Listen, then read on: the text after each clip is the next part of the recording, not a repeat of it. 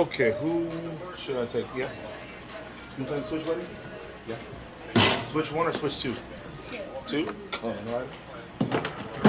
Coming right up.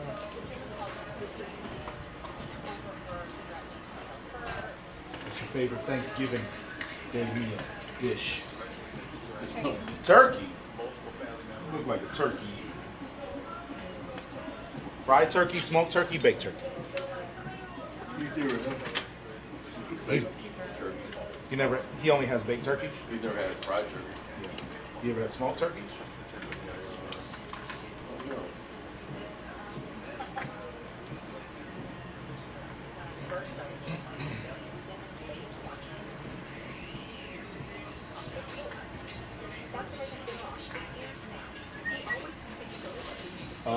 Mid drop ball fade or Mid fade, real light or ball? ball, Ball. Okay, mid ball fade. with 6 on top. Coming right. Oh, I'm sorry, buddy.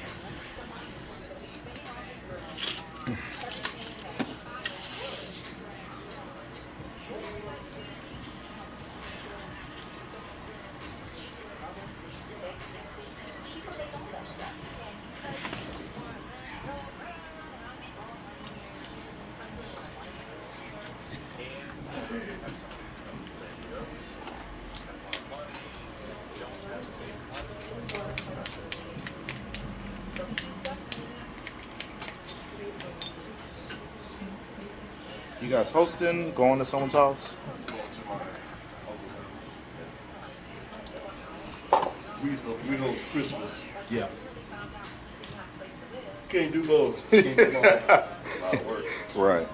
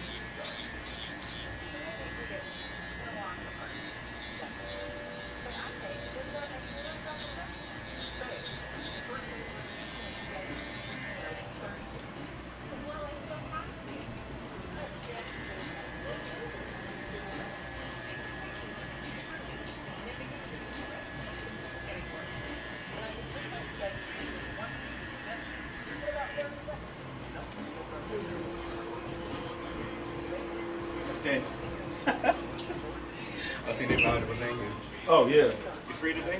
Yeah. Got some time? I mean, I know my appointment tomorrow. yeah. At like 2. 2 o'clock if you're free. Yeah. Okay. Can I You come know it's back holiday today? range still. That's fine. I don't care. Okay. 2 o'clock. Come on back. I'll be back. Book it though. Book it so in case somebody by some stroke of luck book Okay. it. And then I'm gonna don't cancel tomorrow because it's gonna charge you. I'll deal with that. Okay. Thank All right, you. bud. I'll see you at 2. Okay.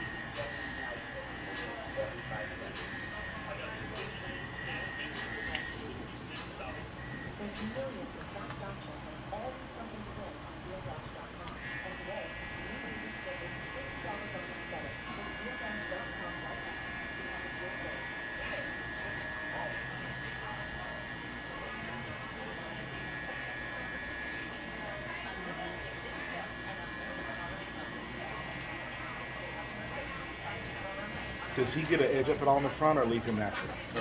He does it in the front. He does in front. Okay, cool.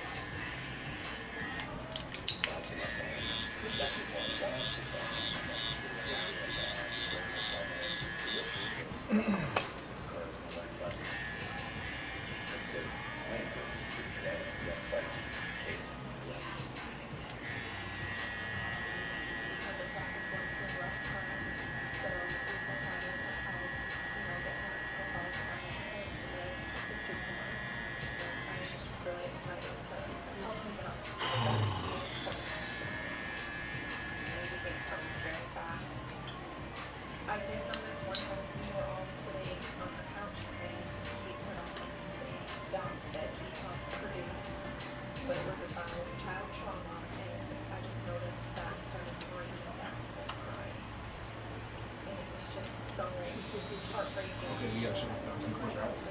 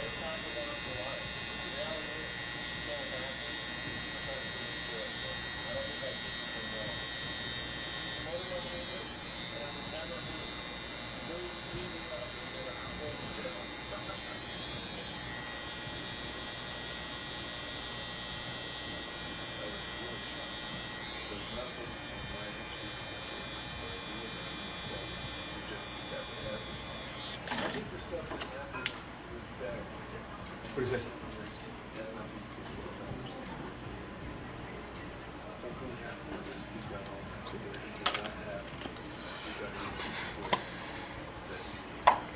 You want to keep playing the Switch while he gets a haircut? It's my turn, man. Oh, that's right. He wants to play the Switch. You can play the Switch 1 if you want.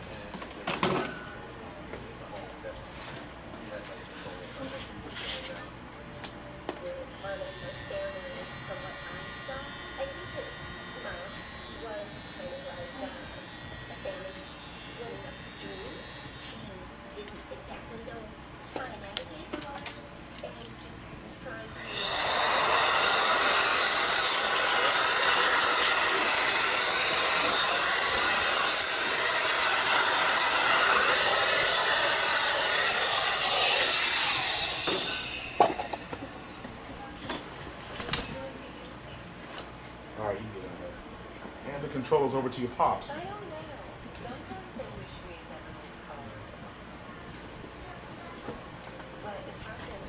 me clean this. Clean the seat real quick.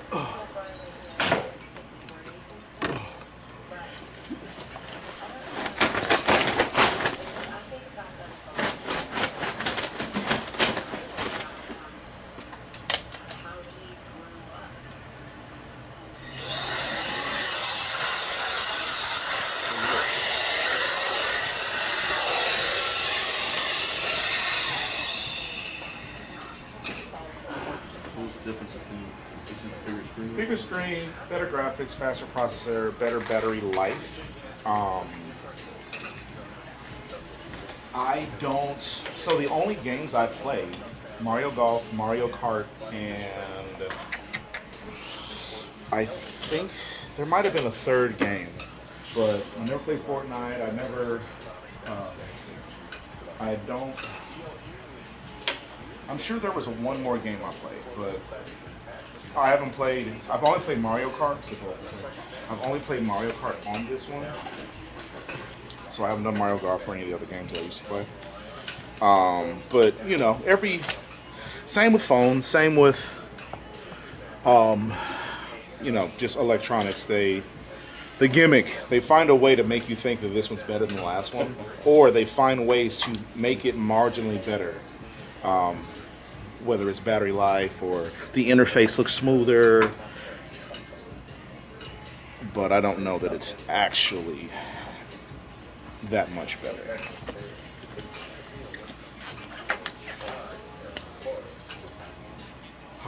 And then what is it a 6 for you as well? 8, okay. And a mid? Yeah. Okay.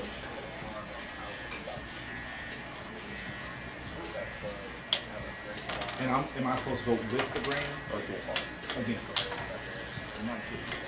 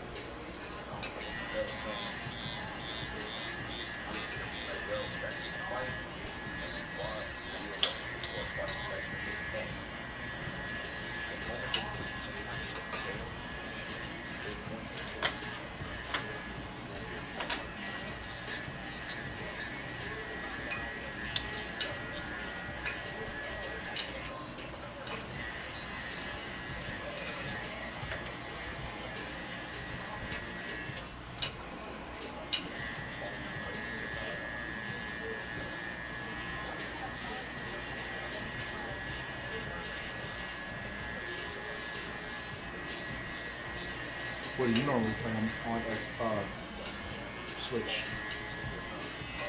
We have one, but we have You have a what? the original one. Yeah. We don't. When he plays it, Yeah. he plays Fortnite. I don't think it's no more. Yeah. But when you did play, what were your games? Mario. I mean, when it comes to Nintendo, it's all Mario Kart, Yeah. Smash Brothers. That's mine.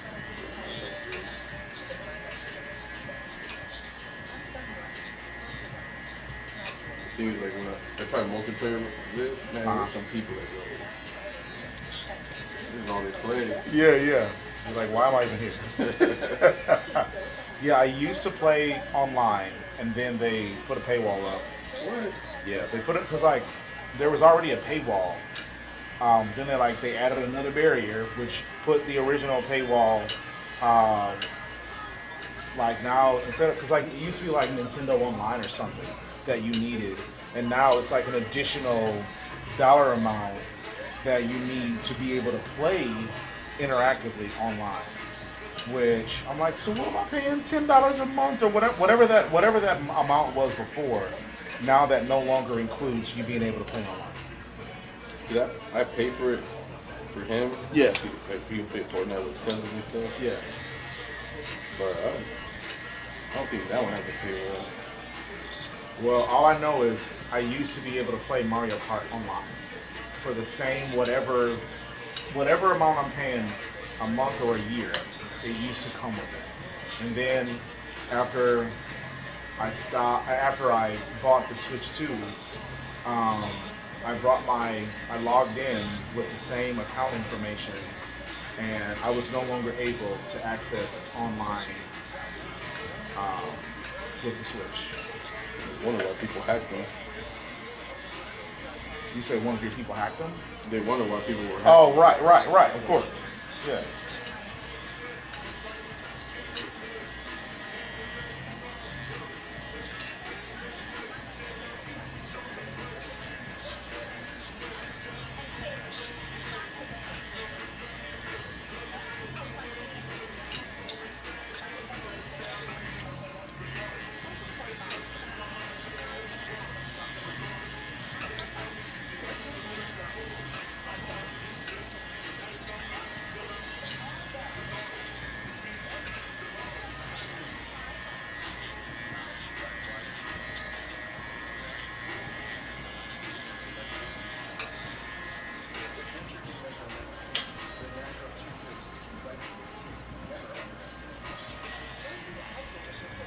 Have they announced Smash Brothers for this? I didn't know they did. But I'm certain. It seems like every time they come with a new system, they always Mario Brothers, especially, always brings the classics back. So I know it's a matter of time. I didn't know it wasn't already great.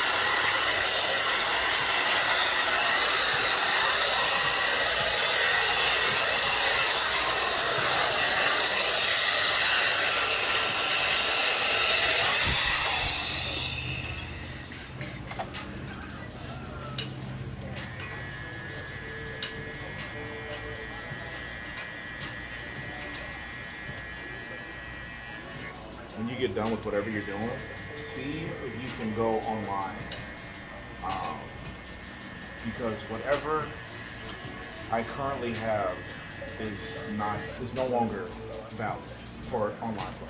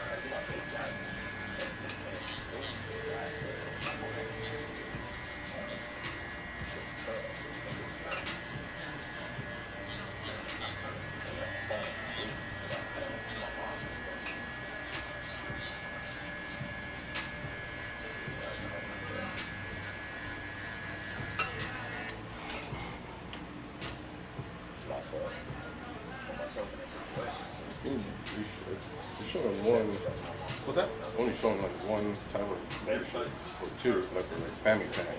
Yeah, well, I'm telling you, I'm getting billed every month by Nintendo. Not every month, but I'm getting billed, and I'm not able to get online. So I don't know. Maybe I need to reach out because I feel like recently I just got another like payment notice notification, and I only have the one account. Yeah, the same no active membership. Yeah. So do you have the ability to play online? What up, my man?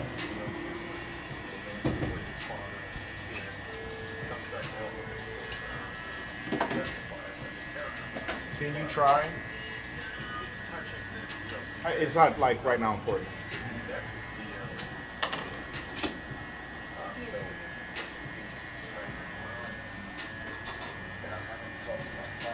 Like go to Mario Kart.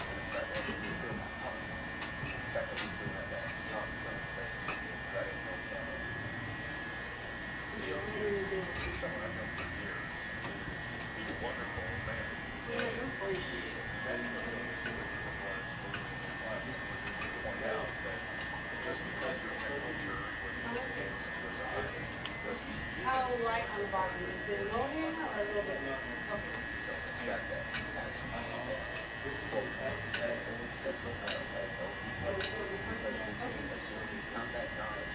And maybe the issue is that this one, because I just realized that could be the problem. It's only give you one device. Right.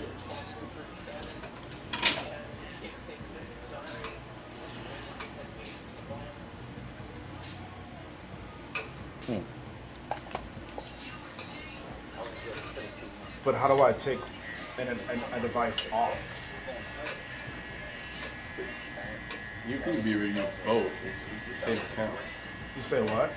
You think they let you use both with one account? Yeah. So you can play both like at the same time. Right, but yeah, I know one of them. I know there was a point where I was able to play online because that's kind of all I did for a But while. not all the way around? Or do you want the to go all the way? Because I know some like special characters, you got to do everything you can, like time trials, battle, online play, Grand Prix, multiplayer. Like in order to get every car, every vehicle, every character.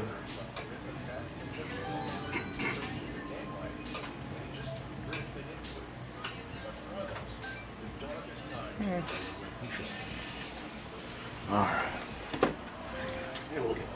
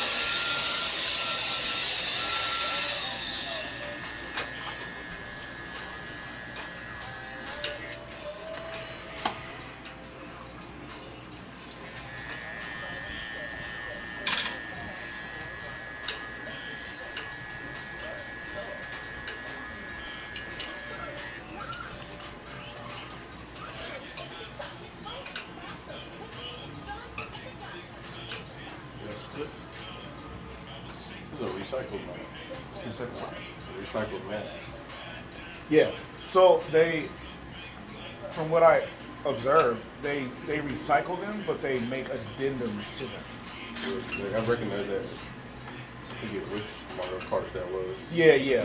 It's like and it'll say on the map.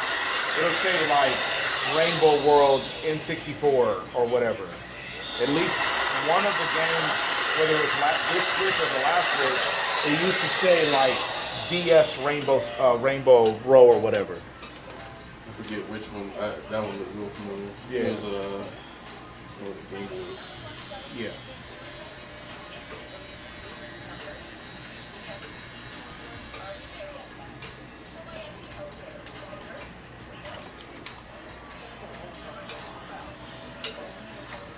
And you don't get edge up, correct? Not across the front, but Oh, so okay, my bad.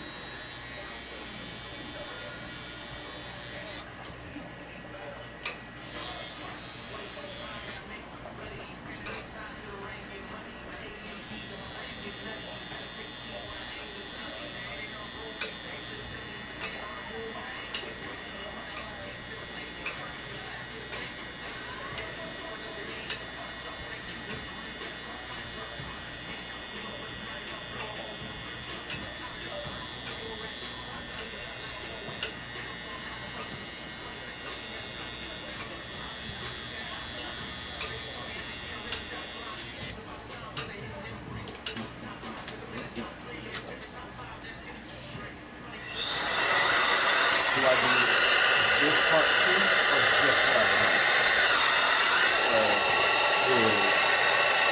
Do this part too? Yeah. Okay.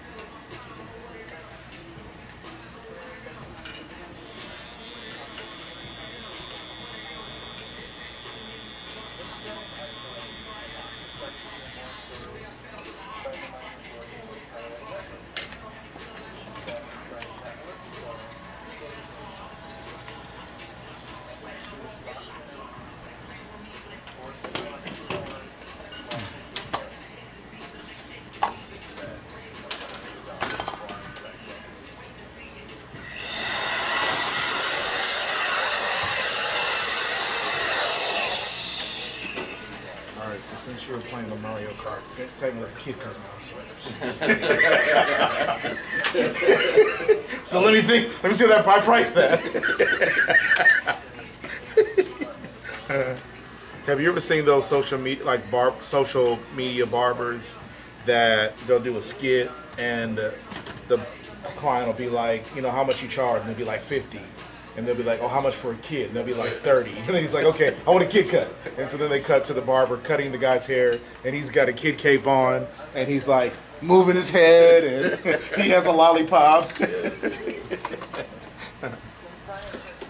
what that felt like, huh? Cash card, con card.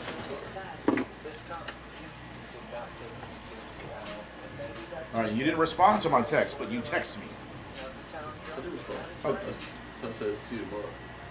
Okay, not quite. I'm talking. Okay. Oh, the first one. Yes. Okay. I'm just making sure. Okay.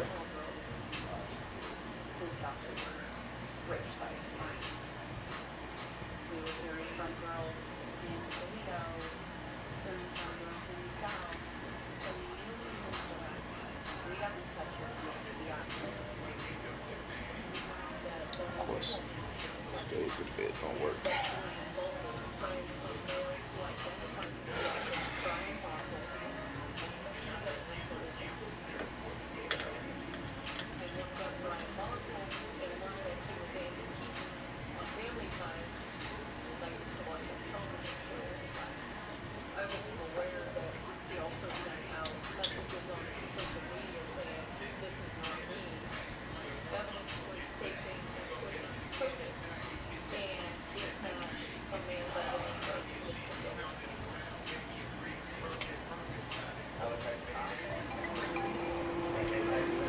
What up? Did you get my text? You didn't respond. I did. Okay. You didn't respond, so I know what was going on. But he next. Come on, Mr. Rivera. Yeah, I think when you text me, I was, I don't know what time that I booked it, but I wasn't even driving the car. I was heading back home from Odessa. Alright. Yeah, I was heading back home from Odessa. Okay.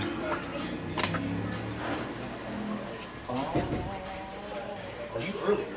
You an hour. Hey, shit, when I read the message, I told you. 100. Or in high school. 100.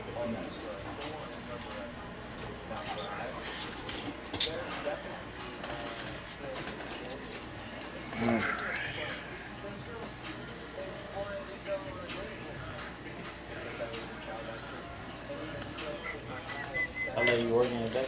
Well, worst case 4 because I got golf tonight. So far, it looks like 2:30 is when my last appointment should end. But we gonna see. We gonna see. You headed out of the area, or are you guys hosting, or what's the? Nah, I just my phone has for a little bit. She looking about.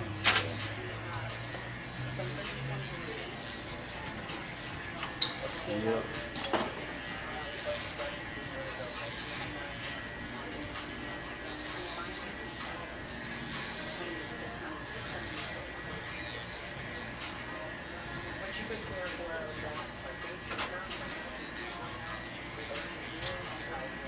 Got a lot of people yesterday. I mean, it was a decent day. It wasn't. I anticipated we'd get 20 plus walk-ins. You remember how many we actually got? I think it was like 11. Yeah. Tuesday, I don't remember if we even kept track of it, but Tuesday we had opened the shop.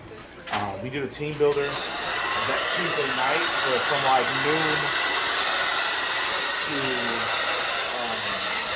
3, we were taking walk-ins.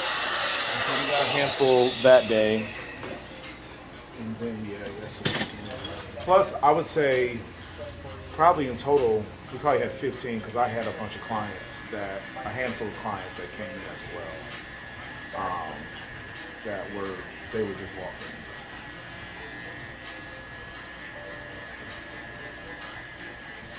But yeah, did you notice the construction in this parking lot? Mm-hmm. Yeah, that's our new home.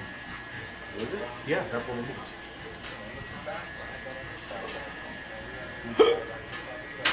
It's about time. Same people you're dealing with? Nope. Well, wait. You say same people were what? You're dealing with the landlord? No, different landlord. But I don't know if I've mentioned to you in the past few months, but we've been trying to negotiate with those guys that are building in this parking lot for like 8, 9 months. So the fact that it's now finally, we just got a lease on like 2-3 weeks ago. So now, hopefully they are marching towards getting us in on time because our lease starts there April 1st and our lease ends here April 30th. So, yeah. Well, that's when our lease starts. They said that they believe they would be done sometime in February. Yeah, so hopefully. But I mean, yeah, worst case, if they're done in April, that would be great. But It's gonna be just you there? Or is it gonna be like other businesses? so they have 3 units for rent. So half of the building is going to be dedicated to the volleyball school. The other half will be our 3. Will be the 3 rental units. And so they'll have 2 other businesses besides us. They don't currently have them from what I understand. When they do, they will have 3 different businesses.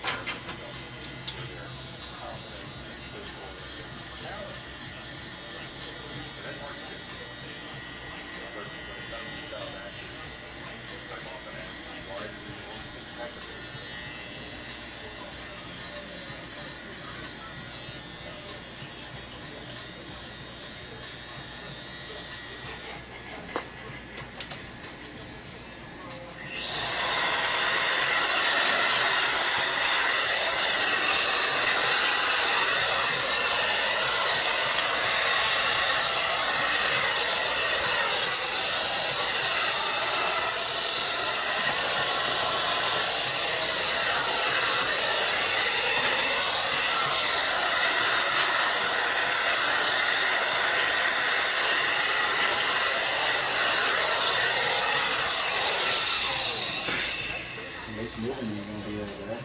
Yeah, right. Hopefully it'll be. I mean, it's some of the stuff is heavy, but I can get this done in a day. If I had help, a couple hours. The only thing that I could not move by myself would be the table. Absolutely not. These tables are hundreds of pounds, and they're awkward. I could probably put like the legs on a flat bed or whatever, but that's the only thing I have a problem with. And Maybe some movement though. that's what I'm saying. Like I could do it like that, but it was still yeah. The doors I can open up both doors. That would be the only thing I struggle with would be the chairs because they're just the tables are heavy as hell. But everything else wouldn't be that bad.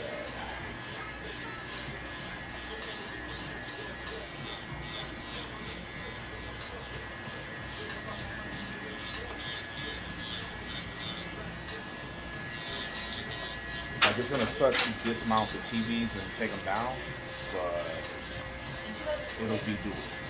Yeah.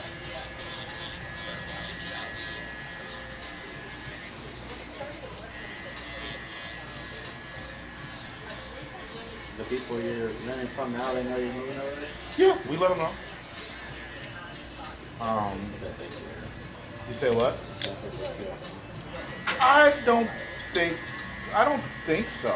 I mean, I don't know. Don't care either. But, you know, I think it's business and they get it. They could have came to us with a better deal, but they chose not to, and that's okay.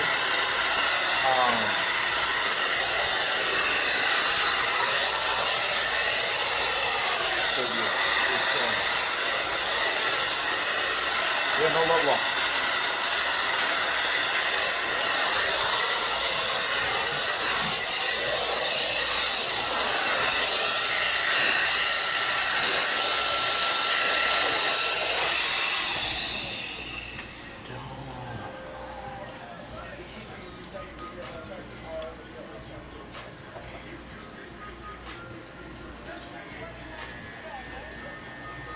But the problem is the landlord so the landlord hired a property management company.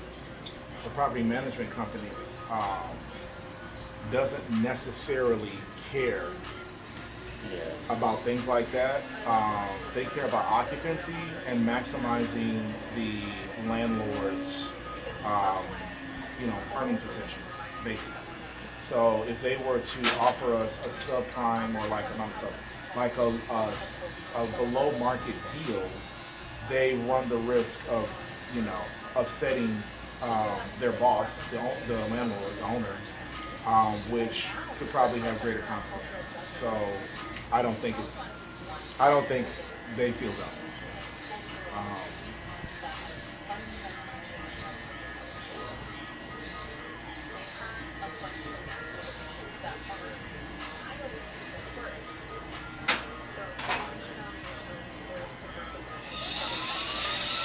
That's kind of a relief, huh?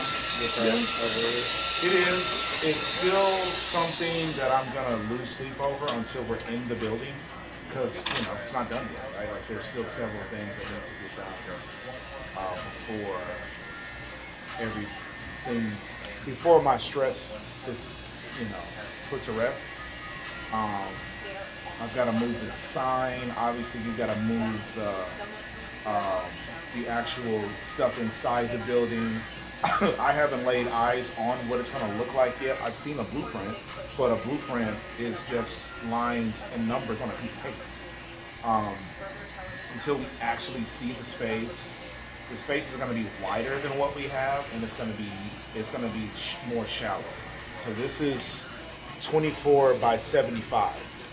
Our new space will be 36 by 30. So pretty sure 36 deep, 30 wide, if I'm not mistaken. So that's going to manifest. It's going to change how our space looks. So like it's stuff like that where I'm like, man, how are we going to make this work for everybody in this space? Certain things aren't coming with it. Papa Shot, one of these tapes. You know what I'm saying? Like, there's going to be some things that are going to be different. And so, you know, I'm trying to figure out what that ends up looking like. What did you say, Papa? Papa shot. That basketball back there? Oh, Yeah, the basketball hoop. Yeah, that's not come with us. I'm assuming. Ping pong, like something, a lot of this stuff doesn't come with us.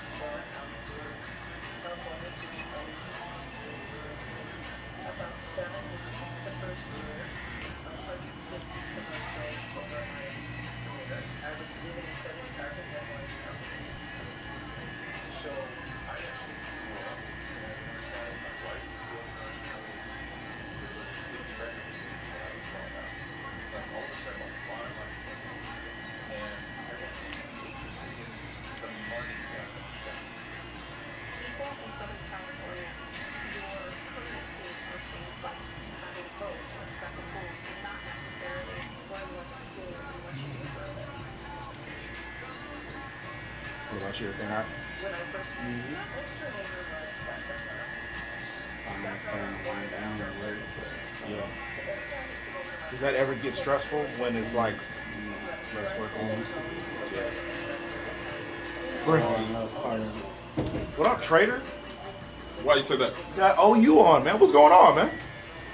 No, that's my school. I thought you. Wait a minute. That's where you played? No. I played at Angelo and then transferred to OU. Oh, okay. Just to finish. I thought did one of your brothers play for U of M? Yeah. Okay. Okay. That's what. Yeah. I thought. I don't know. Sometimes I rock that U of M gear. Maybe. Yeah. Okay. Gotcha. Respect. My bad. Respect. Strike that from the record. Sorry for my words. Okay. I'm sorry. Still Texas. Though. Yeah. Still All right. Texas kid. I get you. Yeah, you don't feel stress when there's less work. Like, damn, they might start laying us off this last too long. Yeah, this is been real hard. Yeah.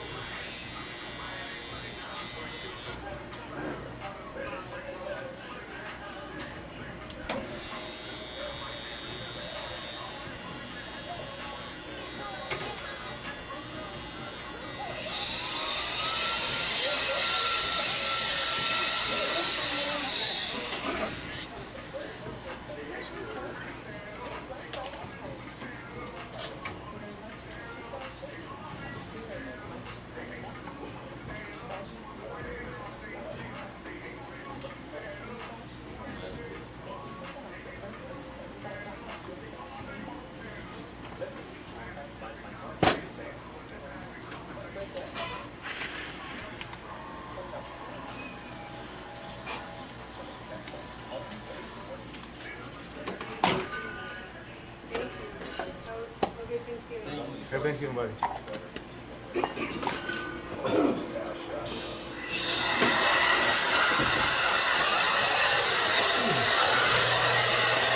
That's my favorite. 60.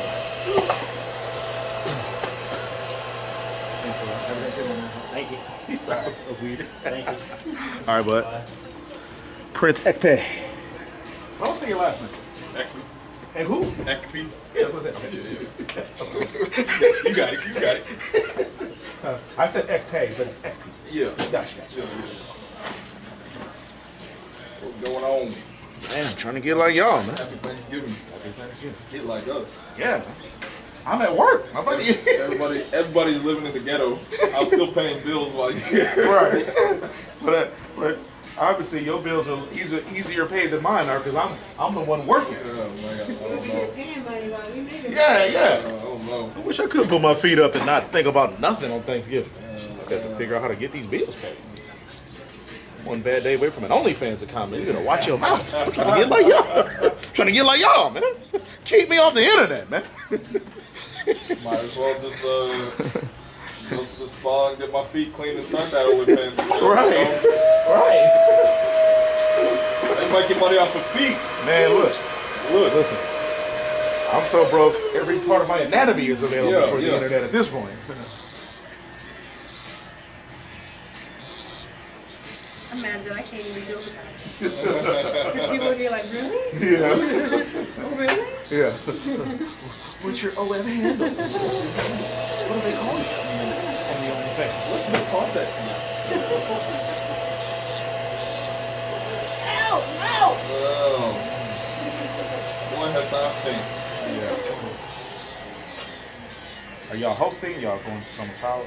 We are going. I'm not. I told myself no hosting whatsoever.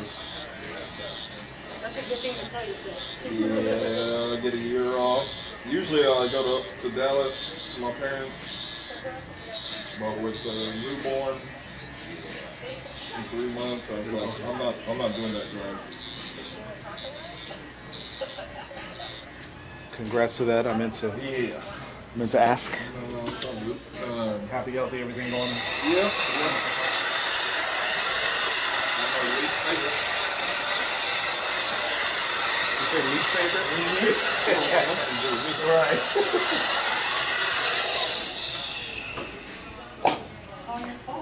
It's, Uh-huh. yeah. It's like I was minding my business and happy.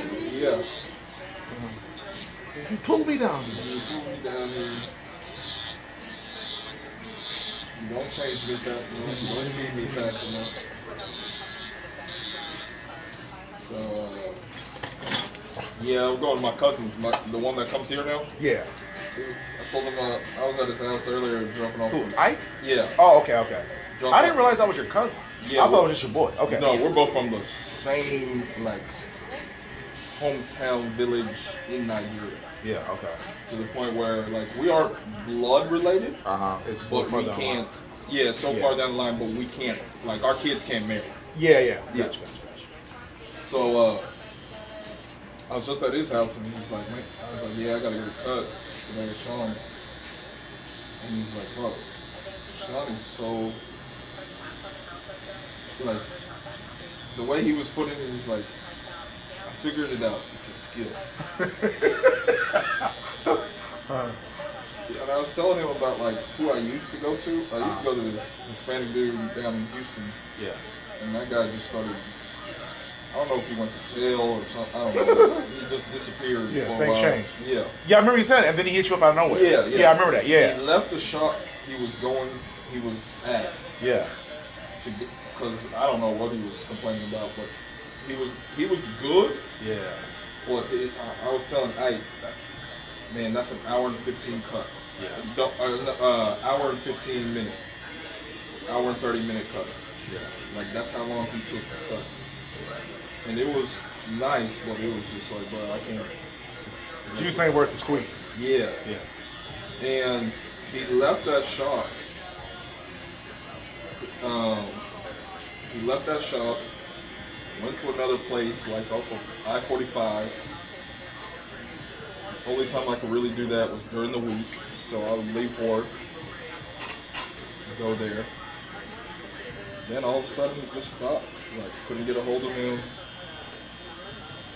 Then popped up back again saying he's at the old shop. I was like, well, we moved, so I won't be able to go down there. But I was like, man, Shawn is just, it's a skill, man. It's a skill because for him to be doing that, like 30 minutes, he's basically doing, he's getting me $80 an hour, Right. $70 an hour, 6-figure income. He was breaking it down. Man, pocket watching, Yeah, man. pocket Tell him watching. mind his business. He said 30 minutes. He said 30 minutes, this guy's got it down. Like, no, nothing like. And you were the one that first found him. You came to my house. I said, bro, go cut your hair. You sound Just like him. I know this is a real story. That is exactly what. bro, cut your hair. Oh, man. I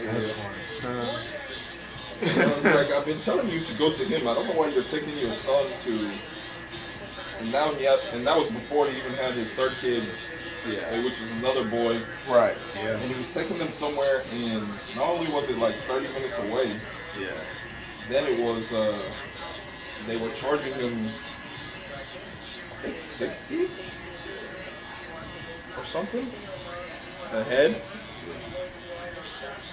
And then on top of that, we got another guy in our neighborhood. Toby the barber. Well, that goes to the other guy was the one that found the neighborhood bar. Yeah. And so he started telling Ike, go there. Yeah. And I don't even know. So, and I was just like, bro. told you, I was like, that he won't last. Because at first, it was, I mean, and he still has his garage. He still has his garage set up, like nice, like you can tell he did. He put the epoxy floor. He did a whole bunch to his garage, so it looks like a clean little shop. You get a haircut. But bro, my man been smoking weed. Like it's like, bro, I can smell it down the street when I start taking a walk. Yeah. And you got little kids running around. No chance. No. His kids. I'm not even talking about the neighborhood kids. I'm Yeah. talking about his kids come out of there smelling like weed, like 4 or 5 year olds. And so the guy that originally found him, my friend OG was like, man, I just can't do it anymore. Like I started talking to him like, bro, you not like worried about your kids and all that? And I just felt like it was just too much for me. Yeah.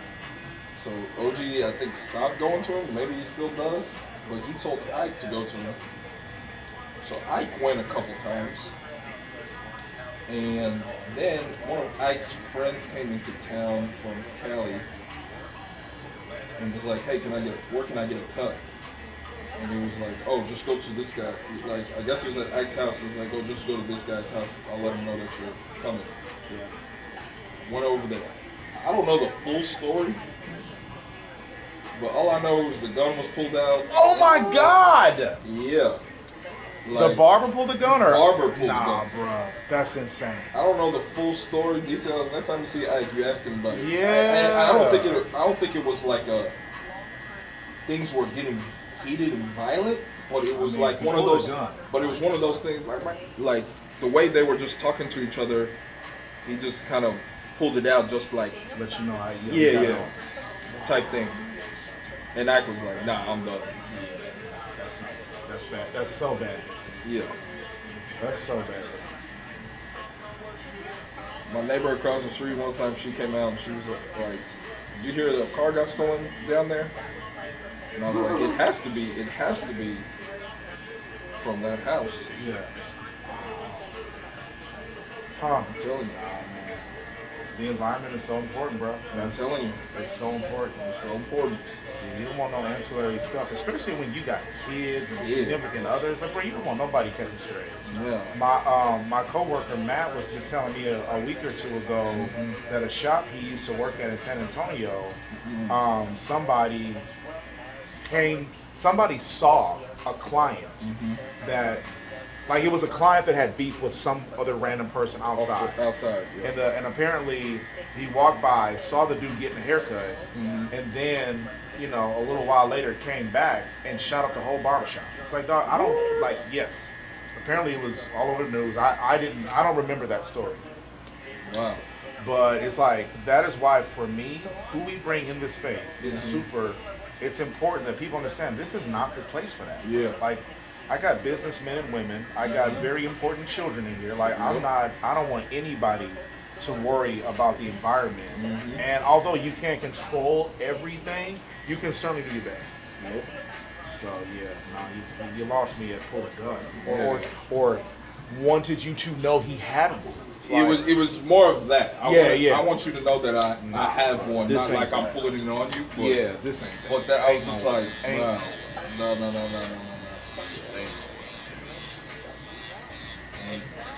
It just reminds me of like when I first moved to Houston, and it was like I didn't know. It's like I knew people, but nobody. I was like, man, you don't live that close enough to me for you to give me where a barber is gonna be. Yeah. And I found this barber, and the guy, he was cool, but he's from and their shop was basically south of downtown, because I was in downtown at the time. And then he was in the sunny, what's that part? Sunnyside? Oh, yeah, Sunnyside. Okay. Then they moved to that side. And bruh, I was like, yeah, this is the type of place where somebody give you a shout out. Yeah. And he was good. There's one guy that just kept talking to me all the time. We'd be in the, like, I was like, bro, you're older guy, he like 45. I'm like, bro, you barely got hair. Like, why are you even coming in here? And he always talked to me. He was there every Saturday I was there. Yeah. And he'd always talk to me because he was like, oh yeah, I got kickbooks at Dallas, bro. I was like, oh really? Yeah, me too. So he always talk. Finally told me, I was in Dallas, for some time. Yeah, I got locked up. Oh, okay. Yeah, I did like 8 years before I moved to Houston. We can't talk about the same thing. Yeah. I haven't been locked up, so Right. I don't have anything. I want to talk about the mortgage industry. Yeah. Not how to not get raped in prison. Yeah, Like, I don't have anything to relate to. right. Gang, you're not gonna give me any game, bro. I'm staying out of prison. Guy had crib tattoos all over him. I was like, I don't like you and we can't relate. I don't know what to tell you. I'd probably be asking the dumbest questions. Yeah, I wouldn't even know how to relate. Can redheads be Crips? I don't know what to say to you. I don't know what to say to you. Like, how do you guys deal with that? I just kept looking at him like, why are you here? You just shave your head, bro. Stop giving the little money you have away. I'm with you, bro. When I was younger, and before you pick a path, you're open to talking and learning about all kinds of. Dog, I'm in my lane, bro. I'm a soccer dad type. Yeah, You know what I mean? Those days have sailed. Yeah, man. Yeah. No longer want to rep anything. Yeah, I can't go around protecting Marvita territory. Yeah. What neighborhood you from, Cub? Homie? Hold on, man. Sellers Village is that way, Cub. Like, no. I only can take the house I live in. Yeah. Having turf wars in Cyprus. Get the fuck out of here. Get out of here. I'm just not going to be a part of that. Not at all. What do we do? Is it a 1 on your beard? Yeah. Let's just do it one today. Yeah. No, you're right. You saying 45? Yeah, man. You know what's funny? Because this morning I was brushing my teeth, and I remember seeing this viral Jim Jones video where he was, he was doing a cipher or whatever. But he was rapping about the same stuff he was rapping about 25 years ago. Oh, yeah. You know what I'm saying? He's like 50. Yeah. You know what I'm saying? And it's like, I don't know why I just thought of that randomly, but it's like, man, at some point, you gotta evolve. Well, the thing, and that's the thing with rap, though. Yeah. Think about it. Like, we always talk about it. Yeah, this guy said it. J. Cole said it best. Like, your fans that enjoyed Jim Jones have all grown up. Right. Like, they're not doing, most of them aren't going to be doing the same thing that you rapping about. Right. Anymore. Yeah. And so you can't relate to people, you can't relate to somebody in their 20s. Yeah. You can rap about those things, but you can't relate. Right. And the thing is, it's like, you can't be Jim Jones's age still living that life. You just can't. You can't. You know what I'm saying? That stuff only lasts for so long before you bump your head. And you end up in a barbershop talking about how you did 8 years in Dallas. What up, man? Yeah, me and Marcella got into a spirited debate about Lil Wayne a couple months ago. Okay. And Let me join on this.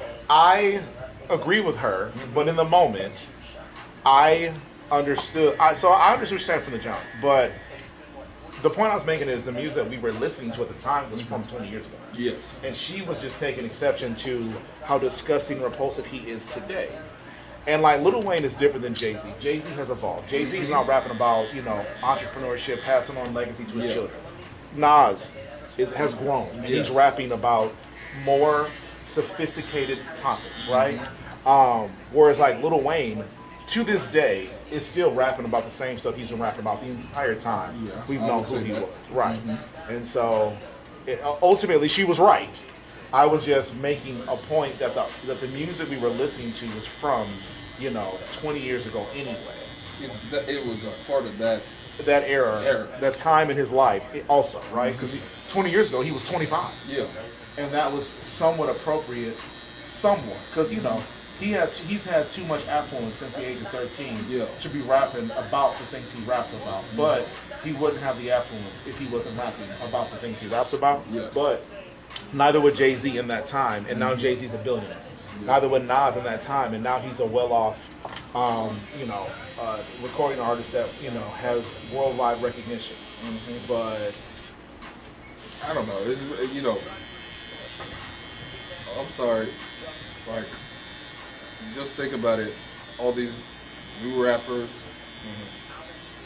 I saw a tweet that's like, NBA YoungBoy only makes music for people on the spectrum.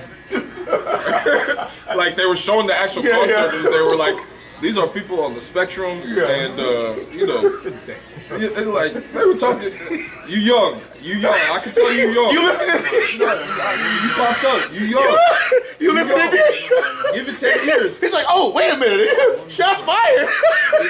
No, you young. I looked at you first because you young. I said, give it 10 years. If you in that seat, you're gonna be saying the same thing. Like, right. And he said he read a tweet. He didn't say he put the tweet out. He just said he's like, damn, I'm listening to NBA YoungBoy right now. I'm too old. To be Square up, homie. What neighborhood you from, man? But this is what we talking about. Get it back real quick. I can pause my NBA game. Right. Goddamn. Oh man. But this is what we talking about right now. Yeah. Like, your generation Yeah. is Mr. Reed, how old are you? I'm 30. 30. Okay. Fringe. Yeah. Fringe. Yeah. Fringe. Yeah. So it's I'm just quoting what the tweet said. He made music for retards, and I'm just quoting. Yeah. I don't use that word. Retards and people on the spectrum. Yeah. Okay. Yeah. Now I'll be honest. I don't know if I've never knowingly heard an NBA YoungBoy song, but Yes. I've heard people talk about the subject. Yeah. I'm sure it sounds good. Like, I'm sure like the beats, his cadence, I'm sure like all that stuff is good. I've never heard it. Look, if I was their age, I'd be jumped up there like one of them R words too. Yeah. But I ain't that age. Right. Yeah. We a little older. That's I all. can't play NBA YoungBoy in the speakers in my house Yeah, around the children. and around my children. Yeah. Like, that's just the difference. It's interesting. He popped up. He's like, Hey, now, let me pause my NBA YoungBoy right now. Hey, He now. said, what, sir? I looked at him first. I said, "Yeah, he's a little young. He's gonna hear this one. He's gonna hear this one. He's gonna understand. You're gonna understand what I'm talking about." Well, I can assure you, Mr. Reed ain't retarded. Yeah, On the spectrum. no. One of my good buddies. No. I don't think that tweet was directed at you, Mr. Reed. Hey, at the end of the day, everybody got their own opinion. But your opinion. Yeah. Everybody got their own opinion. I'm of the mindset that because I recognize what NBA YoungBoy represents and any Lil Wayne even, Yeah. like I can listen to him, appreciate the lyrical content, and I'm not an impressionable mind. You know what I'm saying? So like I can parse it and say this is just entertainment. I'm not gonna get a Pooh Shiesty mask and go do whatever, right? Yeah. But I also understand the harm that guys like that does. I remember, I don't know if any of you guys remember this story when the funeral. I don't know if it was the funeral or the Carter 5 came out. There was a song on Lil Wayne's record where the hook was "If he dies, he dies," right? Well, this 10-year-old girl in Louisiana killed another girl, and when she got Confessed arrested or whatever, she said, "Hey, if she dies, she dies." You know what I'm saying? Now she didn't kill her because Lil Wayne told her to, right? Like that's not what I'm saying. But what I am saying is that he's making music that is geared towards young impressionable minds, or even if he's not making it for them, young impressionable minds take hold of that and do what they will. And that is something that her and I basically were having a conversation about, and I agree that he's harmful. Because what I had said was, the beat's fire, his cadence is fire, his lyrics are trash. His lyrics are trash. Trash. That's where we disagree. But Straight trash. his subject matter is trash. I don't think his lyrics. I wouldn't say, My lyrics are trash. because lyrics, when you're talking about lyrics, you're actually talking about like Are you talking about just the flow in general or the Wording, wording, he was the saying. verbiage? Okay. That's where we disagree. I'll say this. Lil Wayne today versus Lil Wayne Carter 2. You know, Carter. Totally different lyrics. I don't appreciate what those lyrics were back then compared to what he says today. I wouldn't like those lyrics back then were. But I also wasn't putting him on an umbrella. I was talking about that song or those songs that he was. I agree that he has some crazy things to say, right? He says them crazily, like awesome. I think it's an era thing because the other day I was riding with my daughter and I don't know what popped in my head that man, I just want to listen to some Biggie. Yeah. Like I just want to go back to what I remember. Right. That nostalgia. The feeling I had in the 90s, you know. Yeah.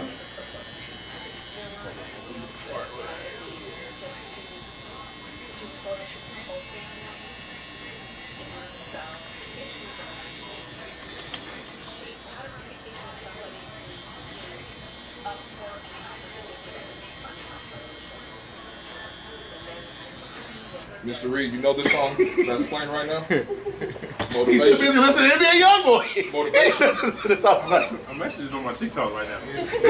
You see? That's another thing. I can't get TikTok. You don't like TikTok either? I feel like I'm too old for it. Unless I'm doing it for a business to make Right, money. right. Like, I get it. People are doing that. But man. You just got a problem with life. Nigga. No, Mr. Reed. I'm just getting old. I'm How a old are you? Grinch. Me, I'm 36.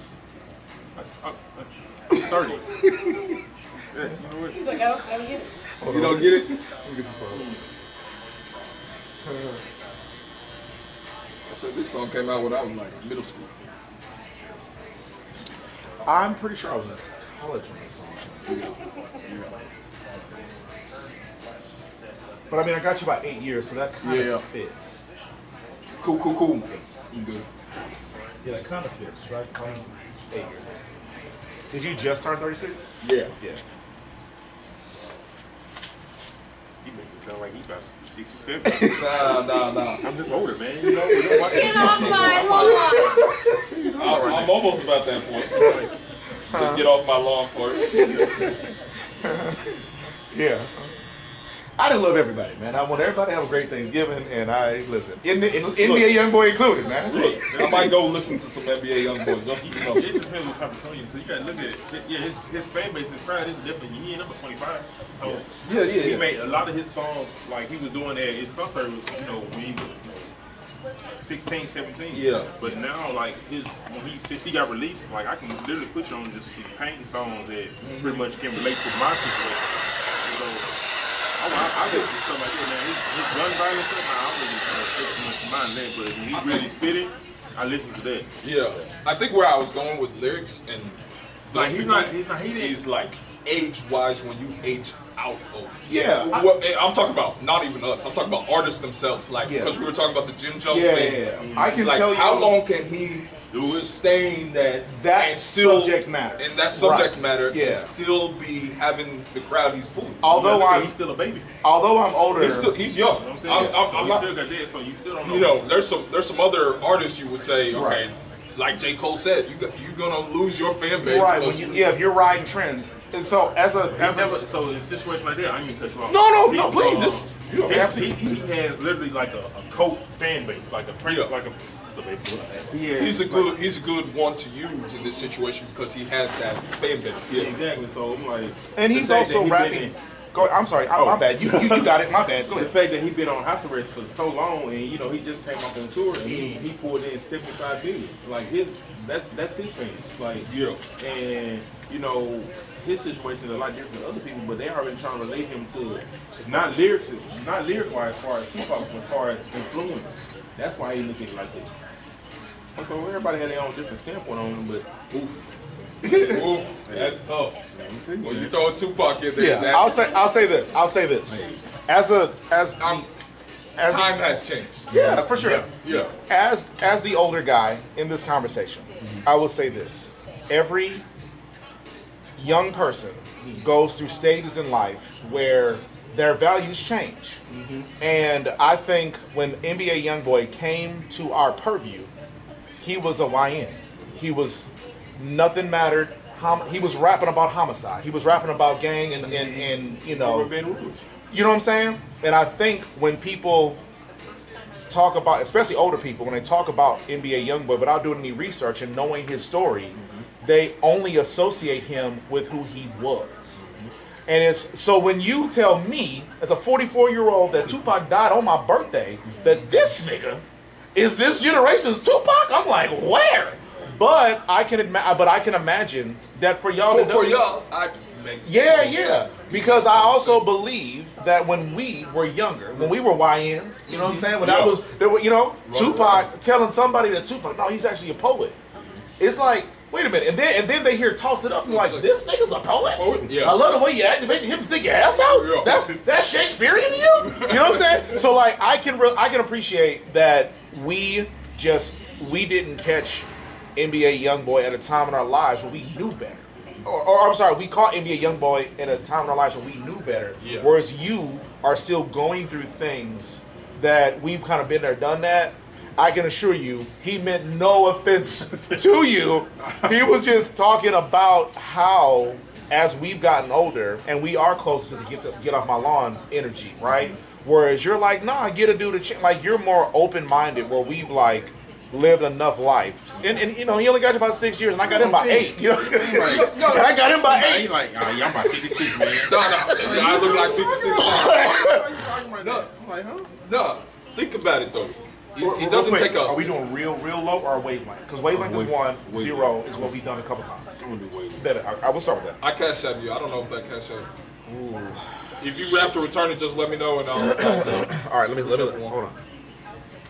But what I'm saying is, it doesn't take a lot of years. So you didn't read the text I sent you. What? The text I sent you. Today's a holiday, brother. It's double. Oh, I thought it was just So send Zell. if you could, and I'm gonna refund this. Okay. Yeah, I was. You don't want to do cash out? I would rather not. If I gotta, you know, if that's what you got, that's what you got. You know what? That's fine. That's fine. Send it to that here. Send the other 40 to. Yeah, I'm gonna text. Let me text you. I'm gonna text you my new Cash App. So just send the rest to that Cash App. Okay. And Somebody hacked you? I'm sorry. Somebody hacked you? No, so I didn't realize my Cash App. I thought my Cash App was a business account, and apparently it wasn't. And because I got so many transactions, they're like, you're taking business funds on a personal account. Now they're charging me a fee for every transaction. That's why I'm trying. Or no, Cash App is. Cash App is. So I had to create a business account, and I thought they were going to close my personal account. And I'm just trying not to use either because I keep getting notices on both accounts that they're going to close me down if I don't form a business account. But my the one I sent you is a business account. I just would rather not use Cash App. But if that's the best you got, man, I ain't gonna fight you with it. I ain't gonna fight you over it. Okay, I'll just send another 40. Okay, thank you. Yeah. And I apologize, I wasn't clearer in the text, but Oh, I thought it was if you didn't book. yeah. Because I was here Tuesday and yesterday for the people that were like, man, I rock with Shawn, but I don't rock with him for double. Yeah. But anyway, But what I was saying is, yeah. Back to the point. Yeah. it don't take a lot of years Right. for that, like, for it to be. Yeah, for you to hit the epiphany that Epiphany. I've aged out of this type Yeah. of music. And it takes, I got 2 kids. Yeah. I got 2 kids. Yeah, I got a wife. I got this house. I got this mortgage. I got these bills. I got businesses. So it takes that to just say, like, man, I don't even have time to even listen to most of this, most of the artists. Like, if you tell me an NBA YoungBoy song, and if I've listened to it all the way through, most likely not. See, situations like that, it's only like that don't pretty much reconcile with me. Like, music is music to me. So when I listen to music, I look for the moment of how it's related to me. Like, again, I have a beautiful wife, I have 2 beautiful kids, like, and I have my own situation as far as living as well. So music is music. Like my thing is, my favorite artist is say for instance, NBA YoungBoy. I listen to him. If he makes an album, I'm gonna give him that because I'm a fan of his music. Same as I'm a fan of T.I., Tupac, anything like that. Because like when you see my playlist, I don't have 4,000 of NBA YoungBoy songs. I have 4,000 songs. different types. Exactly. So it's pretty much whatever I like to. But at the end of the day, like you said, I give them the benefit of the doubt or growth because that's the one thing you look into like in a different aspect into the world because you want to grow, you want to change. He's not sitting here saying the same thing over and over and over. No. I'm not even gonna say he's saying the same thing. No, you find like me listening to him when he was a baby, all the stuff he was doing From 16 to 16, 25. being on house arrest, him going on the show. Like I'm seeing the progress of it, like the growth of it. So that's why I'm inspired of. So yeah, I'm definitely do it. That's the subject matter we were talking about with Jim Jones. Yeah. It's like when NBA YoungBoy started off real young. When he gets to 35. Yes, he's gonna change. Right. Because he has Well, to. no, he definitely Because he has to. Right. With the 70 million people who were, or I don't know if it's $70 million.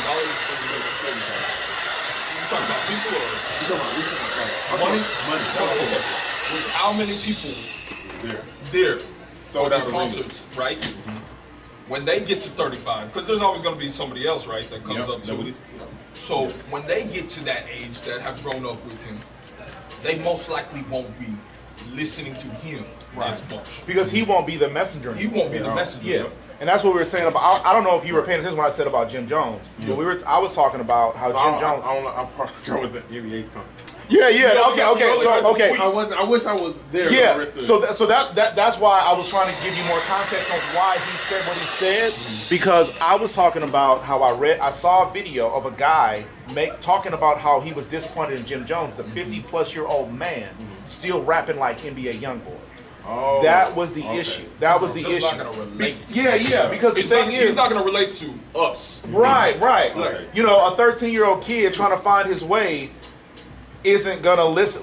Jim Jones ain't the messenger for him. He want a 16-year-old NBA YoungBoy, even a 25-year NBA YoungBoy. And the thing is, you got a hold of NBA YoungBoy probably when you're early 20s, which is why you can relate and sympathize with him, and you appreciate his growth. Where, like I said, the first introduction we had to NBA YoungBoy, that was all we needed to hear, brother. Oh, I'm good on you, player. That's it.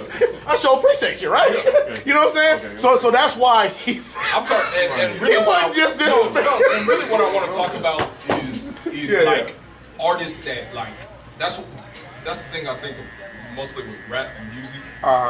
Is like it is tough to maintain that when you are 50 years old. Correct. Compared to other genres of music, because they can be 50 and still, I don't know how. You can be an R&B singer. R&B. You know what I'm saying? Best example. It's just hip hop is a young man's sport. Yeah. You know what I'm saying? Well, I'm saying even you can say that because even Lil Wayne, like his bars hit different now. Correct. But he was always good at doing metaphors. No. I feel like the metaphor thing, but like what I was telling you, if you give me a Lil Wayne song today. I don't feel the same way that I feel about what he's saying, regardless if you're saying trash, not good. I don't feel the same way when I was listening to the Carter 2 when it came out. Yeah, like when he was coming out with, Rebirth, like he was on a different level. Now I don't know who he's trying to compete with, or he just I don't know what happened. I don't know what he's doing. He's still spitting, but I can't I don't know what he's talking about. No, right. Yeah, drugs, lean. That's what he competes. The messed up. It finally got to him. Whatever hair situation he went through, like he ain't the same no more. Like, he can always spit. That is Lil Wayne, but he ain't the old Lil Wayne. Nah. And I think but the problem is he old Lil Wayne. You get what I'm saying? Thanks. Yeah, so I just feel like, I don't know, it's a young man's game, like you said. You said, Shawn. Like, I feel like when you're young, make your money doing it because it ain't gonna be. But some people don't even make you do it for that. Like, they just, Yeah, I mean, they doing it for what they like, love. don't get me wrong, they definitely making profit out of it, but, they just really telling their story. Telling their story, And then it's so many people that can relate to it. That's how they get their fan base. Right. And that's why, I can respect NBA YoungBoy as long as he is true to his fan base about his life. Because Wayne ain't true to his fan base about his life. Yeah. Wayne sleeps in a very cushy bed, yet he talking things- about how once he's things still robbing, change, killing, yeah. and still, you know what I'm saying? It's like, Wayne, you ain't never been a shooter, bro. Yeah. You were never that guy. got You shot. were. Yeah, shot no. yourself. He You shot shot himself. yourself. Yeah. He shot his mom ass. Yeah. Shot his own damn self. You know what I'm saying? So it's like, and so I would have a ton of respect because like we mentioned Nas and Jay-Z. Nas and Jay-Z have rapped. You move into that Yeah, transition. and they've stayed true to themselves. Whereas again, the conversation about Jim Jones was Jim Jones is not staying true to who he is. He's still trying to let us know that he's still in these streets. My nigga, you've been a Yeah, well all off. young Yeah, to tell this yeah. kind of story. You know what I'm can't do that saying? now. You can't do it now. Yeah, and I think Jim Jones, I think Jay-Z, Nas, Eminem, Lil Wayne, I think all these guys owe their fan base the authentic version of themselves and helping because Wayne influenced a lot of kids to think they want to be gangsters. Jay-Z influenced a lot of kids to think they want to be drug dealers. Like, okay, fine. You know what that got you. Now you have a beautiful wife. Now you got kids. Now you have the ability to do better for your community. Rap about that. Rap about how now, because now a lot of us that were a certain age when we first met Jay, first met whomever, we've evolved. We've gotten older, right? We got Stories, kids, wives. stories. Our You know what I'm stories saying? change. Yeah. You know, and so like Nas was never my favorite, but this new version of Nas, bro, I listen to Nas every day if I could, Yeah. because bro, he grown, bro, and he talking about grown man shit. He talking about like the impact his music had on the community at the time, and now he's talking about what his hope for our future is now. It's like he's evolved and his music has evolved, and so when you talk about Young Boy, That's why I said 10 years from now, come back. Yeah. Let's see if he has evolved. right, and it sounds like he's evolving. He's evolving Yeah. from that 15 to 25-year-old. Yeah. But you Yeah, gotta look at keep it. For most of his time, like I said, just jail, and all he could do was they sit down and exactly Yeah. just reminisce about the situation, try to learn from it. Right. But that was him on his own. Like he was in after he got out of jail, he went straight to I think house arrest, and he been on house arrest for like not seeing nobody. Literally just been in I think Utah, I believe. Oh, no. no. Like brother, that's it. And so he's free man. Like That's insane. No, yeah, but that's what I'm saying about hip hop in general. You have to evolve. Because if you ain't evolving, you just that 30s. You get to that 30s, and it's like, what we doing? what we doing? Right. And I feel the same way with Lil Wayne. Yeah. Growing up, listening to I don't Lil Wayne, relate- I but don't now relate to I that. can't Right. relate. And I think Lil Wayne is poisoning the community, and that's the problem. Like, I think when Wayne was a young man and he was being authentic to who he was in that moment, I Yes. think I gave him a pass for the things he was saying and shit he was talking about because he was absolutely living that life and he thought that was probably what's best. But he's got to know now that the words he said then had consequences, and now he has to have seen those consequences, and yet his subject matter hasn't changed. Yeah. Whereas again, Jay's subject matter has evolved. People's- Nas yeah. has evolved. Jim Jones, however, Yeah. you know what I'm saying? He ain't evolved. They're gonna hate you worse if you don't evolve. Correct. Yeah, because like music is all about Storytelling. Yeah. Exactly. So I'm like, you can't keep saying the same Same thing Right. as a 20-year-old. Like, what are you Exactly. talking about? Yeah. Yeah. Imagine if your pops was just saying things that like You always hear the same yeah, same story. I'm like, all right, I ain't listening to this man no more. Hey, Right. you going to your grandparents' house? No. No, We heard what he gonna say. I know the order he gonna say it in. Exactly. No. Yeah. We're going to talk tired. about something, then he's going to literally say the same Same thing thing. over and over again. I don't want to Tired. talk I about wanna hear it. I talk about it. I want to talk about it. We can just call it like an accident hang up. Like, we just do that. Yeah. So Well, his life. Mr. Reed, Mr. Ekpe, Yeah. Ekpe, Mr. Ekpe. Don't take it. Prince. Okay, well, I'm y'all ready paying to me, Mr. Ekpe, Mr. Reed. Hey, thank you. Government name. Yeah, right. Y'all can give me the government name. I'm the subservient in this situation. So, hey, Mr. Reed, Mr. Ekpe. All right, same time next week. Let's talk about it. Hey, I definitely come, man. I'm here, man. All right, man. Have a good week, bud. I didn't mean for you to catch the train, bro. Hey, I'm like, what's going on? Like, they trying to wake me up right now? Yeah. What are you doing? No, please don't turn up in the shop. Nah, it was a good debate, though. Yeah. It made me, hopefully it made them see it a different Yeah. outlook. Well, Deliberately. I don't necessarily think it did because I still think his point. I just based on how this went, I don't think the point he was making, because I don't think you heard his point originally when you popped up. He was like, "Wait, hold up, what you said? I'm retarded? Oh yeah, square off," you know. I don't think his point changed.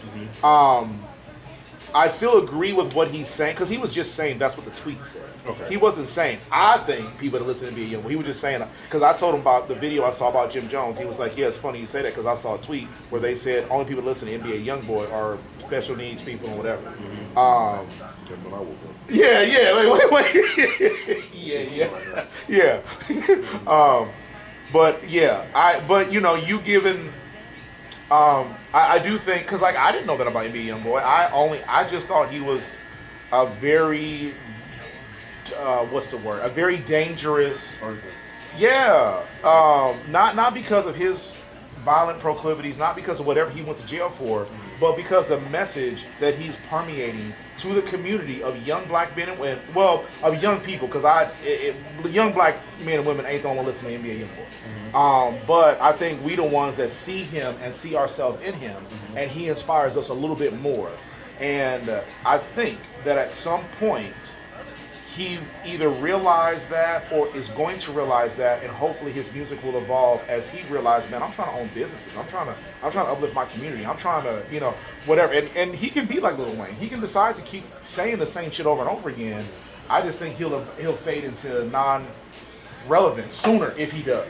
So another side note, like he made a movement on stopping the violence. Like, He did. Like, Okay. He made a movement on stopping the violence. He literally because like I said, he was on house arrest for a long time, so Right. he's literally seeing all the stuff that people do for him. Like a child literally, I think passed, and they did everything like around NBA Youngboy. Like he passed because of him, so he thought about his music like people are dying because of my music, Right. and that was never the message he was doing. At a young age, all he was really doing is storytelling himself or stuff that he would do. He's not sitting here saying, "Hey, Shawn, go outside, go shoot somebody." Right. No, he's telling stuff. If he was in this situation, based on what he would do. Yeah. And he's not telling people, "Hey, this buy guns." Like, no, Right. this is growing up in Baton Rouge. This is what everybody like. They taking the music stuff into real life. Yeah. It's me telling my story on how I live my life. Me, my day to day. Me with my how my problem with my mom. Like that's what he was doing. And his dad been in jail like for his whole life. Yeah. And so all he had with his mom, and then it was points that he was like pretty much, I ain't gonna say beefing, but not even talking to his mom. Yeah. To a point that all he had was his friends. Yeah. And so, it's a lot going on with that man. So that's why I can You can defend him. Yeah. 'Cause you know more about what his story Because is. like if I'm a fan of him, I'm gonna get my history. Yeah. So I couldn't really. I think when Lil Wayne was started losing his hair, he started losing me because I don't know what the word he even talking about no more. And so that's why. So that's why it pretty much lost me. And, don't die. No, don't die. Don't do it. Not on Thanksgiving. Not on Yeah, Thanksgiving man. now. Yeah, man. And so, and you gotta look at my son.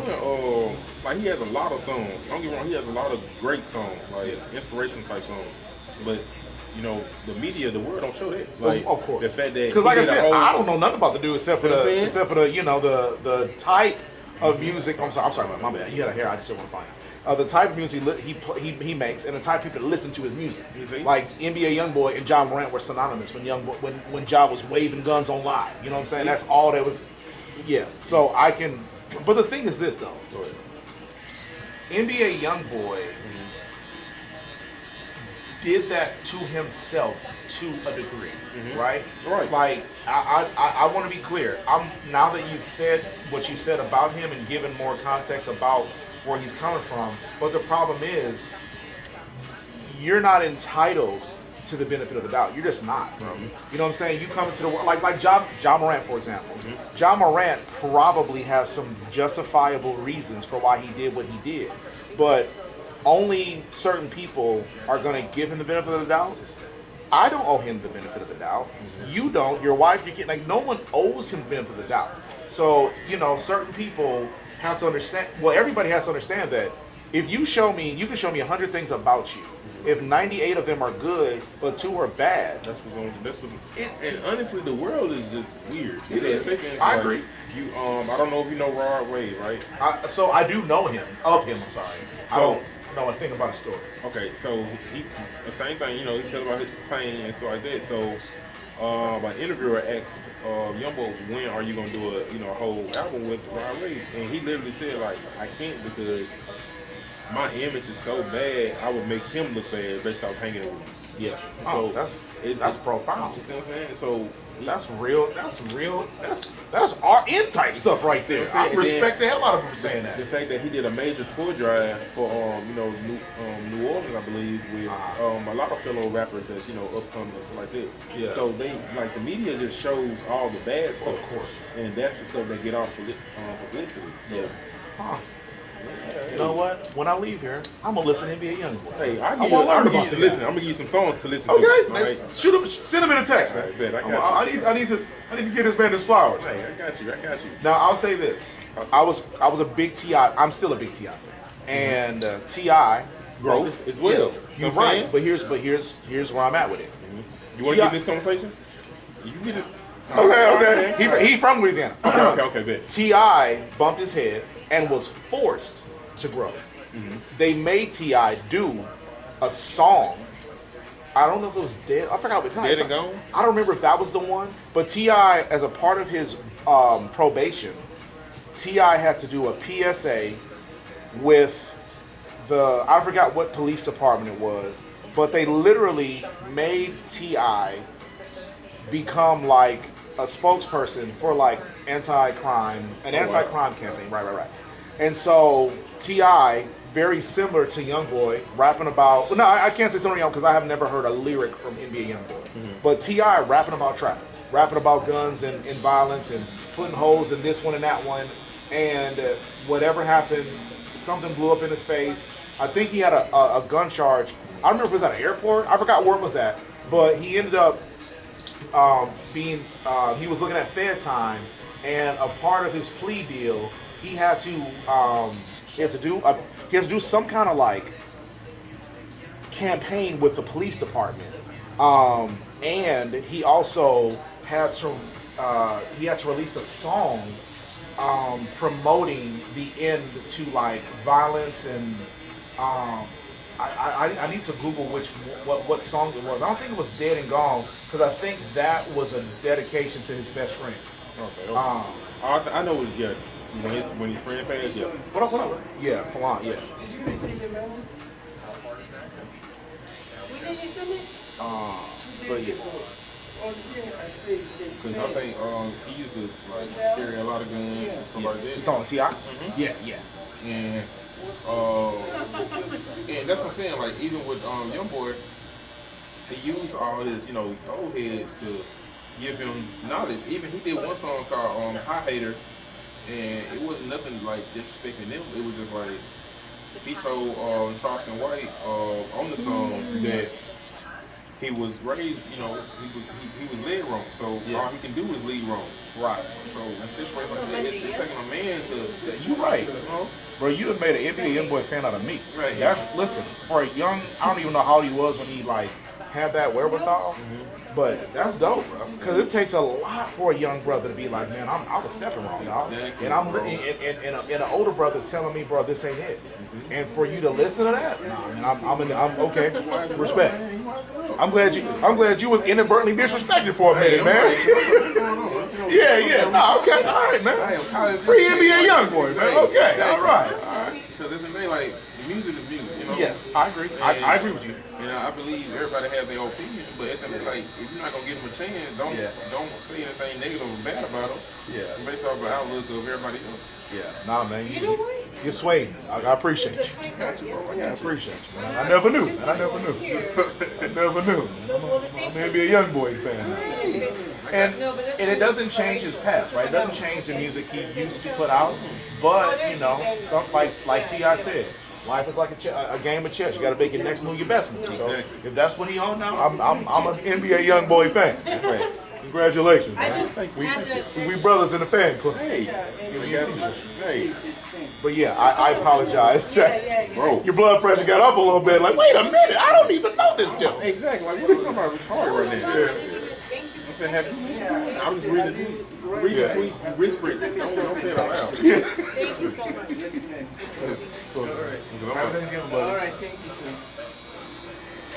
think I was thinking before I got here. I'm like, I don't want to drink too much. Yeah. I can't wait. Hey, I can't wait till more about that. Yeah. Man, y'all both heavyweights, man. I'd have been in trouble. Hey. I'd have been in trouble. Hey, I know we got hell our business right now. Oh, man. We go to the back. But no, honestly, I love all my own Louisiana rappers. Like Yeah. Kevin Gates. I love old Lil Wayne. Yeah. You know what? I like you. I think music is music. Bro, I don't care what. Lil Wayne can rap, Mary Had a Little Lamb. And I'm like, bars. Fire. He said that. You know what I'm saying? That's the kind of Lil Wayne groupie I am. I don't care what Lil Wayne spit. I'm on it. But I can't acknowledge that he done fell off in waves. It's weird now. Like, You a Lil Wayne fan? Yeah, I'm die hard. So Die it's like hard. now you gotta specify now. Like Yeah. what type of Lil Wayne? No, I don't care. I was back in the day with I'm taking everything Wayne said.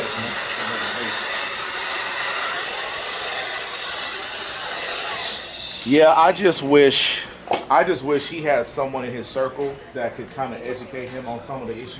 Because I remember when he did an interview with Katie Couric, and he said about Black Lives Matter. Yeah, he said, And he my said, lives matter. and then T.I. got to him and was like, hey, brother, come on, dog, this ain't And it. they ended up started beefing because of that.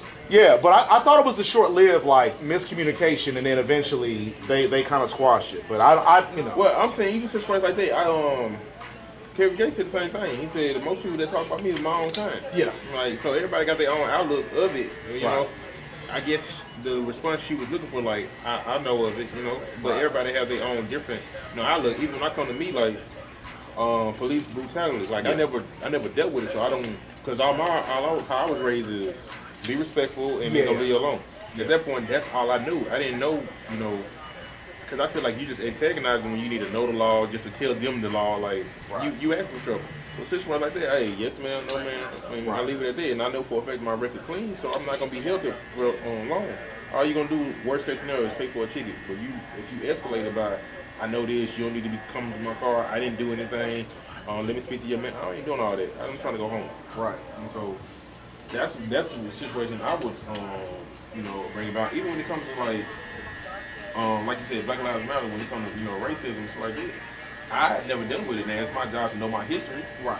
So it's like, I can give you some context on what you just said about police brutality and like whatever, right? Where you from? Mississippi, Jackson City. Like how long you lived there? Since I was, I think I left there around like 20, 21. Okay, all right. Now I've never lived there. I drove through there a bunch. I went to several family unions in different parts of Mississippi. I've only been pulled over in the South in Texas 3 times, and each time it was the most pleasant experience I've ever had with the police. Now I'm from the North, bro. When I tell you I got pulled over at least from the time I was 16 to 36 when I moved, for 20 years. I bullshit you not. I was pulled over at least once every other month. Okay? So, when you, based on my experience in the South, policing is so much different than I ever anticipated, because in the North, I was told how racist it is in the South. And it is racist as hell down here in a different way than it is in the North. But they over police us in the North, bro. They bump our head every chance they get. I definitely had a criminal record, but my criminal record was like situational. Like I got into a fight. Okay. I wasn't slinging drugs. I wasn't doing no crazy shit like that, right? But I used to get pulled over once every other month because I was black. So when you live in a place where you are constantly harassed by the police, you get to a point where you're fed up. Why you fucking me again, bro? Like, you know what I'm saying? So, but you're fortunate because your life experience, you've never lived in a place where the police, like, bro, I wouldn't get to stop because I was speeding. Well, I know that's a lie. Well, I was speeding.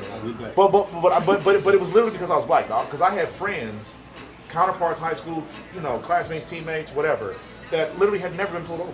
And I'm telling you, if there's a way to pull up my traffic record, dog, I've been pulled over damn near 100 times, bro. And it's like, I'm not, maybe I was speeding, but I'm speeding like everybody else. I wasn't doing 150. You know what I'm saying? And so and I can tell you that my brothers and sisters in the North, in Chicago, and St. Louis, and other cities and states up there, our police experience is much different than what I've experienced in the South. I've been here 8 years. I've been put over 3 times. That's a world record for me. You know what I'm saying? And again, and one of the main reasons I don't even like driving anymore is because how frequently I was harassed by the police. My dad is a major in the police department. He's a high-ranking official, and they harass me like like my dad was Larry Hoover. You know what I'm saying? So I can so I understand. I'm thankful that your experience wasn't mine, but I'm telling you, when you see other black people on the internet and you see a video of it going badly, bro, that wasn't their first time getting pulled over. It wasn't their first time being harassed by the police. And even if the transaction for you seemed like, well, that person's doing too much, dog, I'm telling you, until you've lived up there and know what it's like to be pulled over every time you go to the grocery store, every time you go to the goddamn gas station, you'll start to then sympathize with us and not the police. And see, it's stuff like that. Like that's why I can't pretty much relate in situations Right. like that because I never been to Yeah, it. yeah. I don't That's why I know. was asking what your life experience is like, because I'm happy, bro. I'm happy for you that you don't know what that's like. Because I think I got pulled over one time. And Yeah. they made me so nervous. I was on the phone with one road. Yeah. And he said, why are you speeding? Honestly, I'll just be honest. I'm Yeah. like, they were driving crazy over here and I wasn't trying to get my car hit. So I was Yeah. just sped up. And he said, oh man, okay, go ahead and head Yeah. home and, get the drink and enjoy your wings. So I'm like, because it's like, I'm transparent. So Yeah. in situations like that, it's hard for me to see somebody really go through something like that because I Right. never went through nothing. Right. You don't know how you can get to a point. Exactly. Yeah. I can tell you. So Philando Castile was killed a couple miles from where I work. Okay. And Philando Castile was a school custodian, beloved by everybody, treated everybody with kindness. They said within a year or two of him being killed by the police, he was pulled over 27 times. Within 2 years, bro. And that tracks. Because I've been pulled over 27 times in my life. yeah, okay. So in the North, I'm telling you, policing is different in every state. I'm learning because I thought, based on my life experience in Minnesota, Missouri, and Iowa, because I used to have to drive through Iowa to get to Missouri, I was pulled over so frequently. I thought this is how black people are treated worldwide. I just didn't know. I get down here, whole different experience, right? But Philando Castile, they said he had been pulled over 27 times. And I think that he hadn't even, I don't think in the 27 times he was pulled over in the last like 2 years before he died, I don't think he was issued any citations. Bro, they pulled us over for no goddamn reason. They like I remember one of the first most egregious times I got pulled over, I had a little thing in my windshield, like a Air freshener. no, it wasn't an air freshener, but he mentioned an air freshener. He said, even if you had an air freshener here, I have a right to stop you because that's an obstruction of view. I said, you stopped me for this. And he was like, yes, because it's my right to. I said, okay. But so again, man, I'm telling you, I'm thankful that your experience is not mine, but I'm telling you, bro, it's people that have a different relationship with law enforcement, and it's different than yours. What's that movie called? Was it Star? Was it Star? When they were talking about, I don't know the name. I think that's the movie. It could be Star. Real quick, am I wasting my time doing this, or we just going out to a goatee, or are you trying to keep this? Honestly, let's go to a go-to. Oh, damn. Okay. I'm saying, well, hold on. You already started it. No. This your face. Yeah, because I'm like, yeah, because. Yeah, goatee this. You got it, my bad. But yeah, it's a Man, movie. me for wasting my time. No, don't say that. Like, we're talking, so it's fine. Yeah. But no, it's a movie called Star, and it's just basically talking about, like, again, police. So, when, this type of stuff we have to tell our kids to do. Right. Don't antagonize them. Right. Have your hands up when they can see it. Like, Right. And we're fortunate in that world to like to actually do stuff like that. Right. And so, like I said, when my dad raised me, just listen, get pulled over, to be respectful, get it over with. Like, don't do nothing extra. Like, you don't do drugs, you don't be drinking and driving. Right. You ain't gonna hold you long. But just do the speed limit, and they won't. They're gonna miss it. Trust me. That's the word I'm inevitable. Inevitable. Yeah. Thank you. But, I knew where I was going with it. Yeah. But, it's gonna happen. So just be ready. Call me when you feel like you don't feel safe. But I think so. But okay, that's funny because I think your parents are telling you that because they know how a lot of police officers actually treat people at a traffic stop. You're just fortunate enough to never meet those cops. I didn't meet many of them, but my dad's been a cop since I was 7 or 8. And I remember when I was 13, he told me, he gave me the same talk your parents did. And I'm thinking to myself, my nigga, you a cop? What you mean? And he's like, yeah, man. Protect me. He says, I have coworkers that want to beat your ass. He said, I don't want that for you. I want you to make it home. So if you get pulled over by a cop, or if a cop stops you, it's yes ma'am, no ma'am, it's yes sir, no sir.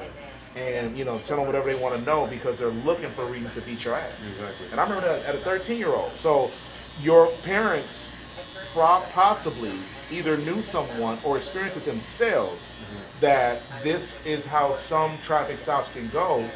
But it's some people, like my brother and sister in the north, that have tried the yes ma'am, no ma'am, and the police still fuck with it. And that's why you're now seeing people on the internet being like, you know, let me speak to your supervisor. You should, you know what I'm saying? And another thing to add to that, that's why they have dash cams now. Yep. Everybody got with a camera. Yeah, but the thing is, there are several cases, even in recent history, recent memory, where the police officers turn the dash cam off, or they turn their body cam off. You know what I'm saying? So it's like, it's becoming safer per se for everybody, but it's still not the same for everybody. Not everybody has the luxury of getting pulled over and knowing that they're going to be able to go home and see their loved ones, regardless of what they're being stopped for. Yeah. Am I knocking this down or just lining it up? You can knock it down. A lot or a little? A little. I still want to lock it Respect. in. Yeah, man. You taking some details. I'm telling you, man. On this Thanksgiving. Hey, I'm telling you, it's fine. What was his name again? Prince? Yeah, Prince Ekby. Yeah. Now You gotta text me when he hear it. Well, because I'm in the oil field now, so I work, so I'm here to the 3rd. Yeah. And then I come back on the 17th. Yeah. Okay. And so hey, it's a routine, so I'll be coming over here. And Yeah. he here, we're gonna have a conversation. Yeah. We're gonna keep doing it because he's gonna start listening to him. Right. I'm gonna tell him. I'm gonna tell him you're gonna have to tune in and get him at a couple songs. I'm like, give me 2. Give me 2. I can give you real good 2. Yeah. I'll tell you what. I got a whole Young Boy playlist right now. Yeah. Send me the songs to listen to, and I'm gonna send them to him and let him. Because nowadays the world, it's like, I say we still got some good rappers that, give bars, but now we have people that just, give feelings, Right. emotion, and that's what, the fan base is there now. Yeah. Hold on a second.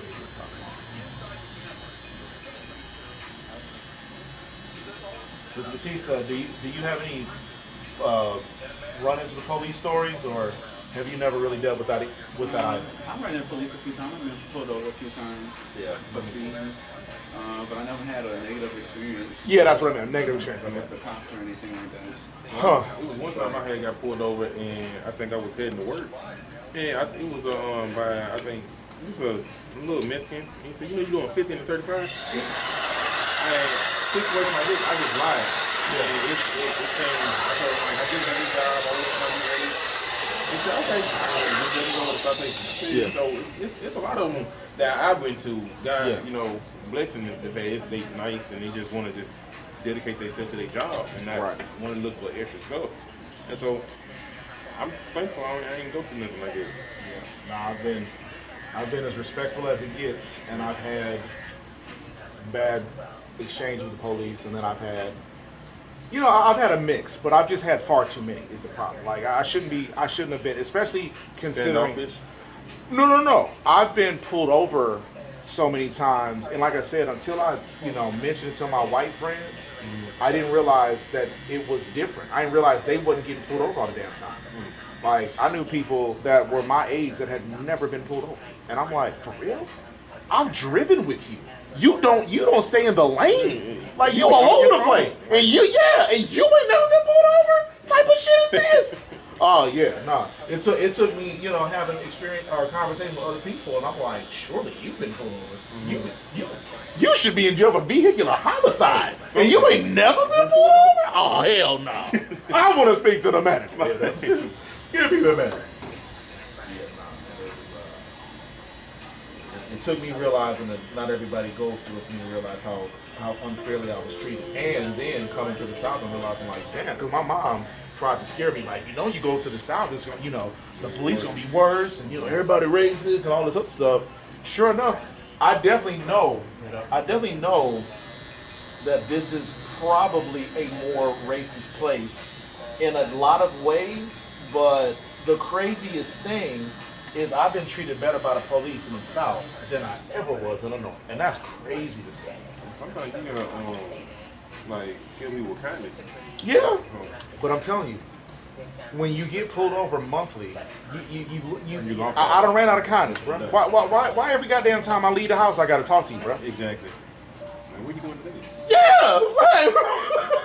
You coming too, motherfucker? Like, exactly. Yeah. Felt good.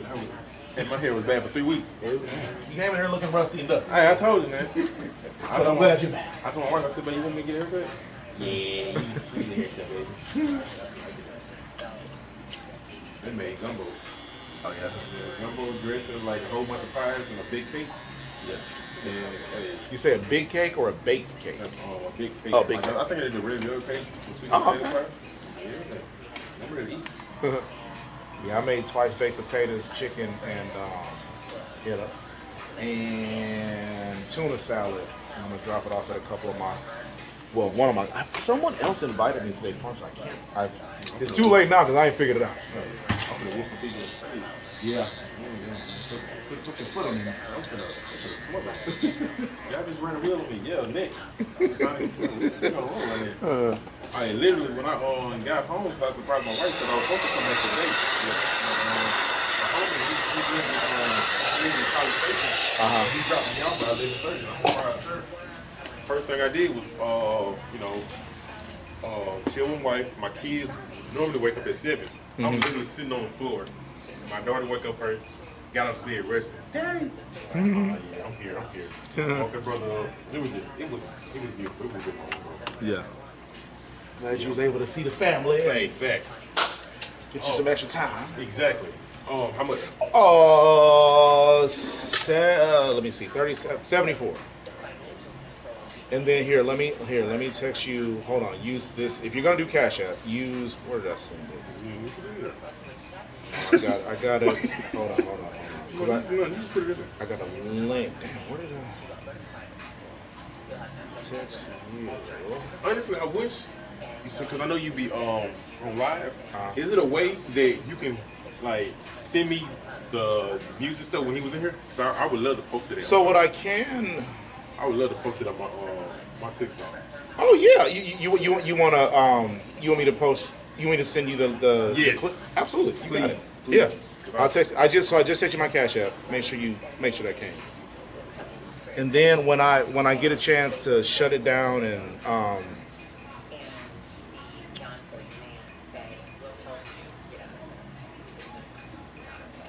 yeah, when I.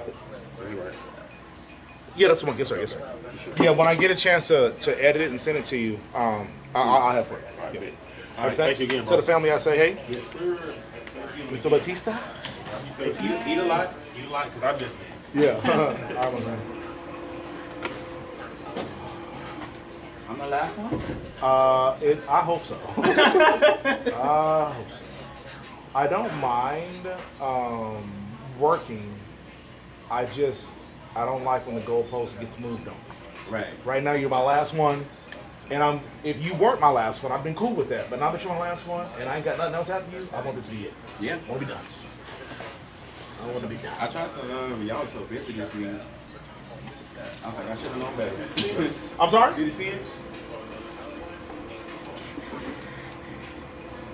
You might need my Wi-Fi.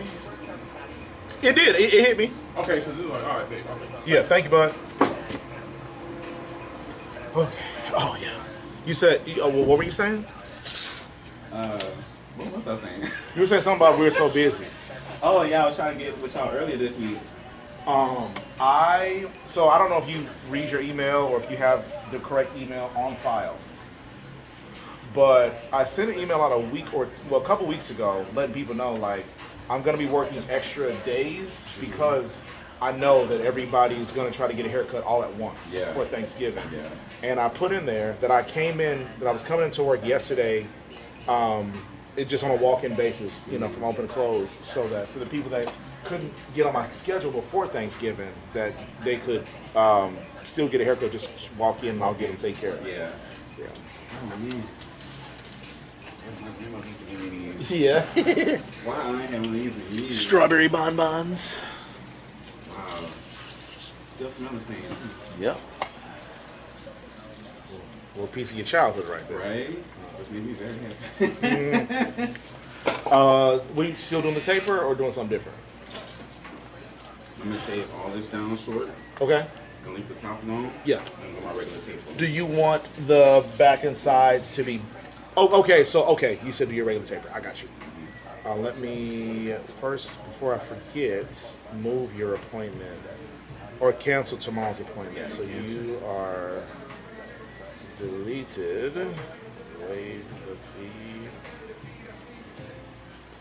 Okay, so that's taken care of. Cool. Alright. Yeah, I went to the parade this morning, so I wasn't sure if I was gonna be back Yeah. in time enough to book an appointment. So when I passed by and coming home, I was like, let me stop over there and see what they have, see what's going on over there. Now, are you guys hosting? Y'all going somewhere, or y'all just taking these? We're gonna host, I'm hosting this year. We got people over there right now, Yeah. and I was like, let me sneak away for a second. See what you can do. Yeah, when you walked in, my eyes were big. I'm like, oh boy. I was because a lot of times people will book an appointment thinking that it's for today or the day. Yeah. Turns out it's for the following week or the next day or whatever. So I was looking like, man, I hope this man don't think he's gonna get in my shit right now. that was why my eyes were so big. Yeah. I was like, I'll ask. Yeah, I was like, no. what time it on is cool? I'll check on my appointment tomorrow. Yeah. No, Not you did the right thing. I got family in. Well, oh, okay. I thought you asked. Yeah. Is your mom one of them? No, that ain't coming. Okay. My mama don't like to drive in big cities. Yeah. She's a small town girl, so she's staying. Yeah. Like to stay local like that. But she said she'll come next week.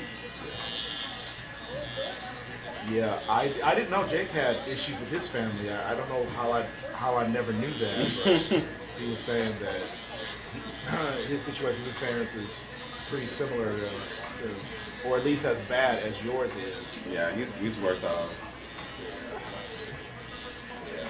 Yeah, my mom randomly texted me Tuesday or Wednesday, asking about the weather because she had heard that we had, tornadoes in this area. Oh yeah, that too. I forgot about that. Yeah. And so she randomly reached out. Y'all power went out. Yep, for about an hour. Yeah, then we were back up and running for the rest of the day. Yeah, we had that brief hour where we were back. Our power was out all day that day because somebody's trampoline got lifted in the air and it landed on one of the power lines. Oh my lord! And it blew out everything. Oh my goodness! So we just sitting back there. No air conditioner, no nothing. Bro, that's terrible. And by the time it came back on, it was like 1:07 in the morning. Oh, that's tough. But the fucked up thing about it is like some people across the street had power, Yeah. but the other neighbors didn't. Yeah. Cause I didn't know up here it was on like a different grid Right. Yeah. than we are back then. That's what happened to us a couple years ago when that big tornado ripped through, like last year, the year before, and it we were without power for almost a full week. When I had neighbors that only lost power, I think, if I'm not mistaken, some of my neighbors never lost power, and then a couple of them only lost it for an hour or two, and I was powerless, and I kept having to sleep at the shop because I had no power. I had no power at the house, but the shop had power. Yeah. And apparently the part of the grid that they were on, the shop was on because the shop had power the whole time, but I didn't have it at the house. That's crazy. Yeah. Yeah, literally be right across the street from somebody, got power, and you don't. Right, you looking at him. Yeah. You ain't want to invite me in?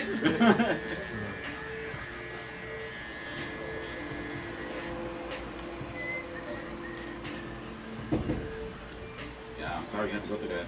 Yeah. With the Oh, and police, stuff. yeah. Yeah. Yeah. That's crazy. Yeah. No, I appreciate it. First of all, thank you for that. It is something that I'm thankful that I went through it because, again, my dad's a cop, and had I not seen that stuff firsthand, I would have had a difference of opinion of what he did for work, of what he did, of what his job looked like. Kind of looking at side eye, like, what you really doing? Exactly. Now I do, and without my own personal experience with the police, because I lived in Minneapolis most of my life. He's a cop in St. Louis, Missouri. So he couldn't help me when I was being, disrespected by the police or nothing like that. I didn't have it often in Missouri because I wasn't, when I was driving, I wasn't there at that time in my life as much. And when the couple times I did get pulled over, me and my dad got the same name. Everybody knew him, so my transactions were, oh, my bad, have a good day. You know what I'm saying? But when I didn't have his protection per se, I had a different experience.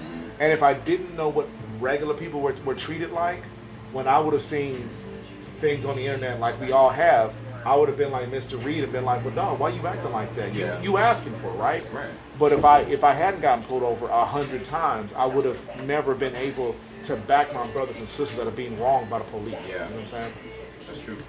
So that's why I say I'm thankful that I had that experience because I'm one of y'all, bro. I'm not. But while my dad is a cop, that is not my identity. That is a part of my circumstance. Right. Exactly. And so I'm thankful that I can relate to y'all, even if it's for the worst. I'm thankful that I was, because I used to, and I'm so ashamed of this, but I used to be that black dude that would say things when Black Lives Matter came up. Well, if Black Lives Matter, then why are we killing each other in Chicago? Or just dumb shit like that, not fully understanding what systematic oppression and racism looks like. You know what I'm saying? Because again, I was too busy being the son of a cop. Right. Now that I know better, I'm thankful that I have the perspective that I have, and I would have never had that perspective if I wasn't harassed by the damn police. Right. Yeah. And so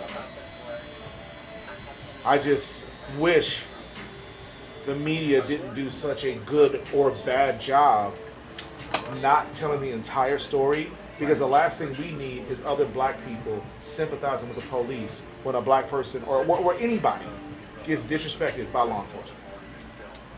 You right. Yeah. Yeah, I never had that experience. Yeah. Actually, my experience is, well, I guess I'll say I grew up privileged. Yeah. And I went to the fluent school. Yeah. So my view is from the outside looking in. Yeah. Like I said, I've been pulled over by the cops and stuff, but I never had like a negative experience. Yeah. But Louisiana is based off of so many different things. Yeah. From what I'm hearing from people, I've never driven through Louisiana. I don't know what it's like over there. But I've heard people say that every time they go to Louisiana, they get pulled over. You do. Yeah. You do. Yeah. But it's everybody. Yeah. It's everybody, right? Yeah. They're not, just singling people out. But yeah, on I-10 you will get pulled over. Yeah, the last time I went home, I got pulled over. Yeah. Yeah, but I mean, you have to understand also, I-10 is the major corridor for drug trafficking. It is. Right. And It guns is. and all that. But once you cross that state line, baby, you can expect a ticket because Yeah. they're gonna give it to you. Even if you're going I think I was going like 5 or 7 miles over the speed limit. Yeah. I just had got to Baton Rouge. Uh. And it was in the middle of the night because I like to travel in the middle of the night. Yeah. And sure enough, whoop whoop, Yeah. they They came won't talk got to you. me.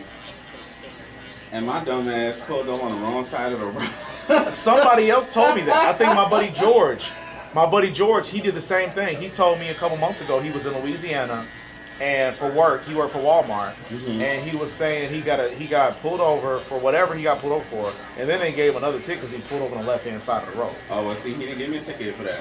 Oh. Thank God. Yeah. But he was like, he got to my window. He was like, sir, you know you're supposed to, you know you're supposed to pull over on the other side of the road, right? He was like, you ever been pulled over before? I was like, yeah. And he goes, well, just for your safety, I want you to stay right here because you're really supposed to be on the other side. Huh.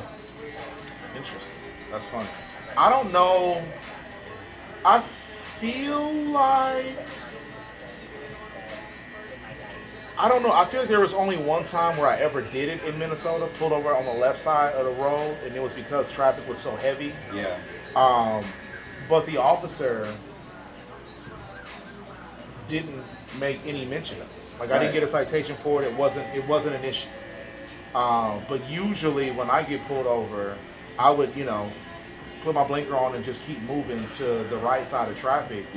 But yeah, I remember one time, because I got pulled over for being in the HOV lane. And I was like, well, shit, you got me, dog. I mean, I'm in the HOV lane. Let's just talk right here. Let's just talk right here. Thank you. Yeah, and so, and I remember he came, and I almost remember him saying, thank you for staying on this side of the road.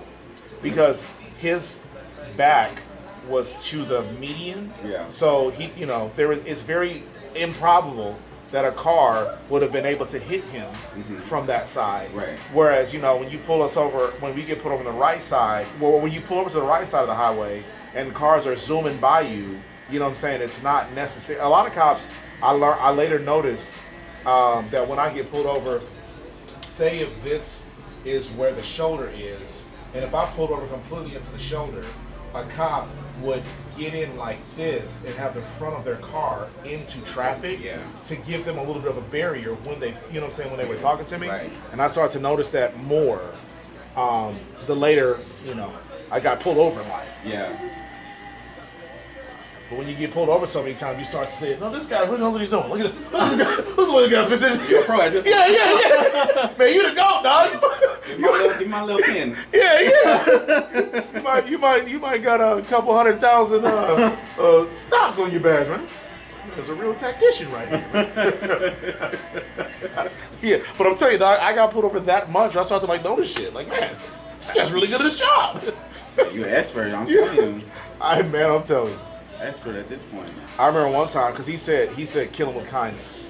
I remember one time I got pulled over. I was in college. I was speeding. I was going I want to say the speed limit was 65, and I was going 77. And he said, he was a nice guy. He was super nice. And he said, the whole, hey, this is why I stopped you, blah, blah, blah, right? And I was like, yeah, man, I didn't realize I was going that fast, but I was clearly speeding. I didn't realize I was going 77 until you put your lights on. I said, damn, I'm tripping. That's like you called me, so I can't lie. Yeah. Now, again, I was so young, I didn't even know that I should have lied. But it is what it is. But he was like, he goes, man, you seem like a nice kid, but I don't discriminate. I give if you're going X amount of miles over, I give everybody a ticket. And I said, man, look, officer, I get it. My dad's a cop. You got a job to do. It's nothing personal. I put myself in a situation. Yeah. And it was really funny because the dude was I could tell he was conflicted. Because he's like, wow, that is the most level-headed thing I've ever heard a young person say, right? And I go, yeah, no, again, man, I get it. I put you in this situation. You got to do what you got to do. I understand. Yeah. And he kept saying, man, I really hate to give you a ticket. You seem like such a bright young man. And I was why you gonna give me a ticket then? Well, I wasn't on that, but I was like, yeah, I was like, again, man, I get it. My dad's a cop. I understand. He's like, really? Where's your dad a cop at? And I was, giving him the rundown. He was like, man, again, man, I hate to do this to you, but I gotta do it. So he goes back and forth about this for a few minutes. Eventually, he goes to his car, comes back, gives me my ticket, and he says it again. He says, man, I hate to do this, but I don't ever want anybody to say that I'm picking and choosing, giving favors, right? Yeah. So whatever. He gives me a ticket. I shake his hand and say, again, thank you for being so kind to me. Whatever, man. Have a good week, whatever. And so he gives me the ticket. A couple weeks go by. I lose the ticket, but I go to court and I try to pay for the ticket. They tell me that I don't have a ticket. And I'm like, they asked me for a ticket number. I said, I lost it, but this is my name. Yeah. And so they go, you don't have a ticket, you know, so I can't, there's nothing for you to pay because you don't have a ticket. I said, okay, cool, no worries. Yeah. 3 months later, I'm driving on a back road trying to get from my house to the highway to go back to college. I get pulled over. I got a bench warrant. I said, for what? They said for an unpaid. They said for failure to appear and an unpaid ticket. And I explained them the situation, and they were like, well, look, I don't know what to tell you. All I know is that you have a bench warrant, and we're not going to arrest you, but we are gonna impound your vehicle. They left me stranded in the middle of the night. The road had no lights. Oh my God. They said and I swear they do this on purpose. I was halfway in between the last stoplight, like street light, and the highway. Okay, Oh my God. and I was several miles in between. Yeah. Okay, and luckily this is in like early 2000. This is like 2001, 2002. Luckily, my cousin had a cell phone at the time, and so he called his stepdad, and my uncle, and he came. He told us. We told him where we were at, so we had to walk. I said, officer, because he told my car. I said, officer, can we at least get a ride back to the gas station? Right. He said, this ain't a taxi service, and drove off. Left us in the middle of the road. So yeah. So called my uncle. Luckily, he was in the area. Came and got us. But we basically walked damn near an hour down the side of the road where we can't see anything In the dark. In the dark, right? And only time we see someone was when a car drove by. We were just hoping we didn't get hit. And turns out the cop that gave me the ticket, I don't understand how this happened because he misspelled my last name. So when I tried to pay the ticket, they had no proof. They had no evidence that I had a ticket. He misspelled my last name. But somehow they knew I had a ticket because I had a bench warrant. So when I don't know, it was a weird thing. That is weird. But yeah, I tried to do the right thing, went the wrong way. I shouldn't have lost the ticket, but I didn't lose the ticket on purpose. Right. It just fell out your possession. Yeah, for real. But they should have it in their system already. I thought it was that simple. Turns out it wasn't that That's simple. why. But yeah, man, the boy, Man, you got some crazy stories. man, I got too many. I'm telling you, the police are different in the North. And you know what? Living down here in the South, we thought that y'all were better off on the race system and better off Yep. people being up there. But you telling me that's not the case, so it's like, Now, listen, there are definitely good people up there, but I think Trump changed it. Absolutely. I think the media and politics and the world has changed since I've moved here. But I can tell you that there are some things that are true about the North, but there are some things that aren't talked about as much. Yeah. And I didn't realize how bad the racism in the North was until I moved down here. And realized, damn, this ain't as racist as I thought it was. Yeah. Because my assumption was that this was the Deep South. Yeah. And that, everybody was going to call me boy. And, hey, Jigaboo, what you doing over there? You know what I'm saying? Right. Like that stuff you just know you expect you gonna hear. Yeah. And so to find out that I was really actually having to deal with more racism up in the North than I ever dealt with down here, or that I was ever going to deal with down here. If I'd have known it, I'd have moved here 30 years ago. But when you know better, you do that. Exactly. But yeah, man. And like you, I grew up in a relatively affluent area, which is why I had so many white friends. And that's when I realized, like, wait a minute, y'all don't get pulled over every goddamn day. I'm the only one. And then Oh nah. Yeah, they were like, you got pulled over? Yes, twice this week. There was one time where I got pulled over twice in the same day. Oh, that's crazy. I got pulled over twice the same day. I had a tail. One of my lights were out, and I got pulled over. The officer told me it wasn't illegal, but he was like, "Just so you know, your tail light is out." Or my head, whichever one was out. They said this is not illegal, but I want you to know that your light is out. I got pulled over. Later on that day, I was moving around. I was in a different part of town. I got pulled over again. And I showed the officer, and the dude, he was like, "You didn't get, there's nothing wrong here. I just want you to know in case you didn't know." Right. And another cop pulled me over, and same thing. It's not illegal. I just want you to know you got a light out or whatever. And I said, "Officer, if you could check my notes here, I just got pulled over a couple hours ago." Right. Like, Yeah. I think I know my license. Yeah. Y'all ain't got a group chat or something, man? Talk to each other, okay? Hey, bro. Yeah, nah, man. Police had a crush on your boy. They want to see about me. What kind of car you was driving? It was a piece. It was a very. I want to say it must have been it was an '07 Nissan Maxima.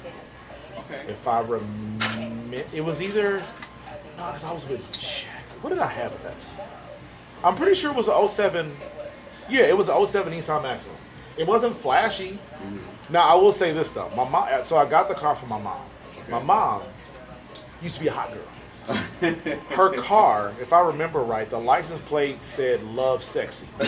I promise. Hey, you was riding around Love Sexy? I promise, bro. It says something like that. It was like "Love Sexy" or some corny hot girl Meg Thee Stallion type shit. Listen, let me see what it says. Yeah. Oh, this must be a baddie. Get to the window. Oh, it's just this thing. Yeah.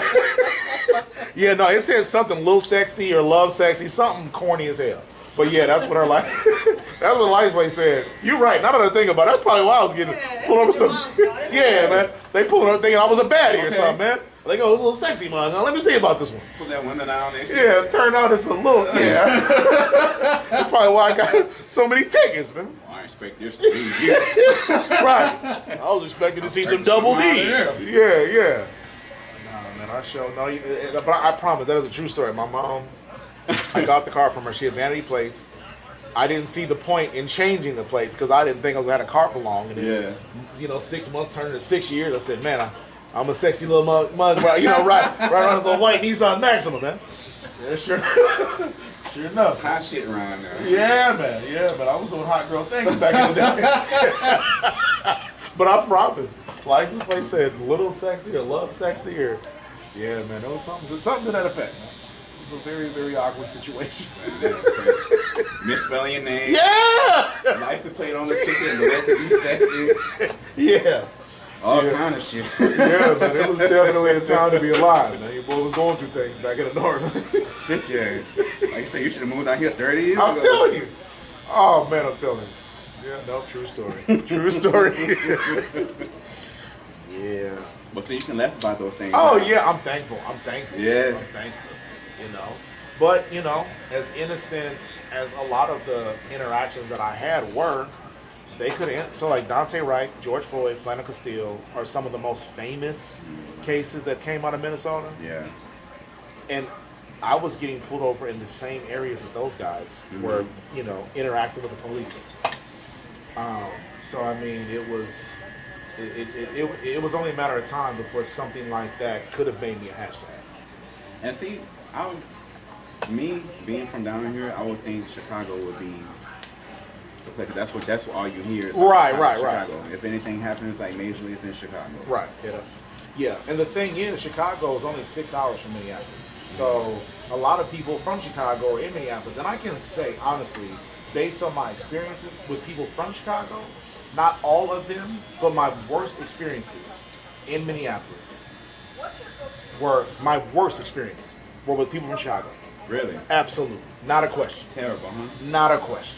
Matter of fact, one of the worst experiences I had in Houston, it was a bunch of women from Chicago. I was working at Papados, and they, it was a group of probably like 12 to 15 people. Mm-hmm. I would say 10 women, 2 dudes, and they wanted separate checks, and they started ordering. Like, I would take one person's order, and then another person, like, out of turn, they would be like, here, take my order. Yeah. So, like, I don't know if it was rehearsed. I'm sure it was just coincidence. But the way it went, it was so chaotic. I was trying to keep order, and it just got chaotic. At some point, somebody claimed that the order that I wrote down ain't what they asked for. And so eventually, they all got loud, all got yelling, all got mad, and eventually tried to get the whole tab covered. And I'm like, I could see through what it was, but I just worked it. You know what I'm saying? Like, it didn't really make me none. Ultimately, I knew I could tell by the energy, I wasn't finna get no tip no way. You know what I'm saying? You can always tell. Yeah, but the situation, they were trying to do separate tabs because they thought that there wouldn't be gratuity if they did it that way, right? Because like some restaurants, they have an automatic gratuity set at either 6 guests or whatever, right? And so I think they thought that was how it was gonna go.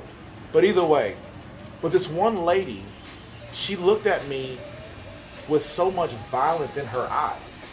It was just crazy. I'm like, baby girl, no matter how you feel about this, I'm your brother, baby. Right. Like, I'm trying to provide you guys a service. here to serve. I wasn't rude to y'all, you know what I'm saying? I'm trying to help y'all, but they were so bad. But I feel like there's something in the water in Chicago. They just rude like that. Man, insidious, bro. It was. I'm telling you, it's one thing to have a bad experience at a restaurant, but I'm telling you, she had so much violence in her eyes. It was crazy to me. Over food? Over At food. Papa Do's? At Papa Do's.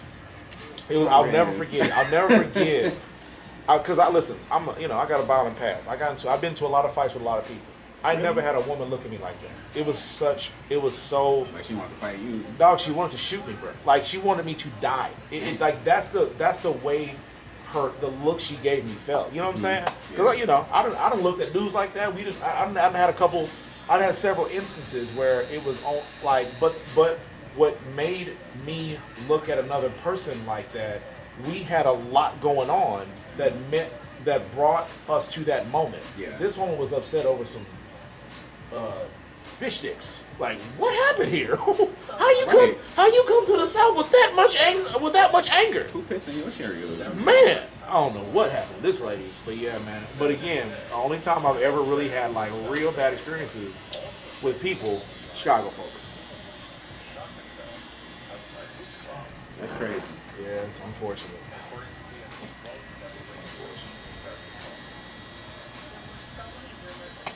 Oh, let's see. What you think? You good? You think we can get enough love? A little bit more? Yeah, for sure. Both sides or just that one side? Both sides. Yes. Thank you so much. Yes.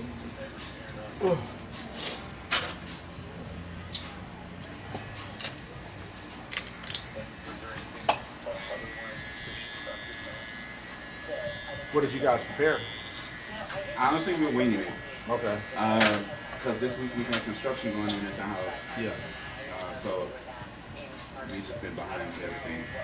Trying to get the guest room together and all that stuff ready. Yeah. But we ended up getting the turkey. Okay. We thought we was going to lose the turkey because the power went out. Oh, Lord. Oh, yeah. But the fridge was fine. You know what? It's funny because I had that same thought. Because I want to say the day before the power outage, I had ordered groceries for Thanksgiving. For Thanksgiving, Yeah. Yeah, and I remember that was one of the thoughts. I was like, damn, I got a fridge full of food, and I hope I got power at the house. And look, just what happened. Yeah. It's your fault. Yeah. I jinxed us, man. I'm sorry, man. My bad, man. I got to speak positivity into life. Just look at that side. Is that enough? Or that's good right there. You know what? Now that I think about it, I think you guys were the ones that I was supposed to. I think Jake mentioned, gave me like an informal invite. I think you are the other group of people that I was supposed to pass through and show my face. And I've been thinking about that for 2 weeks because I was like, somebody else mentioned to me, and I couldn't think about it until just now. Want some food? Be my guest. Well, I will tell you what, I couldn't figure out who it was, and I already booked a tea time for I got golf tonight. Oh, no problem. But what I will do, I made enough food to drop off at multiple places, but I just couldn't figure out who else it was. Yeah. So if you guys want to shoot me your address, I'll pop by, say what's up. But again, I got golf, so I won't be able to stay for more than 5 or 10 minutes if at all. So at the very least, I'll drop y'all off some grub-a-dub, and I'm going to make my way to Katie. Let's see this. Yourself a good time, man. Yes, sir. Cool. And then, did you see the back? Make sure the back needs to be a little higher. And nerf a little bit. Which way? Up a little bit, yeah. What you mean, like in here? Yeah. Should I bring it up a little higher, or you like the way it looks? I like the way it looks. Yeah.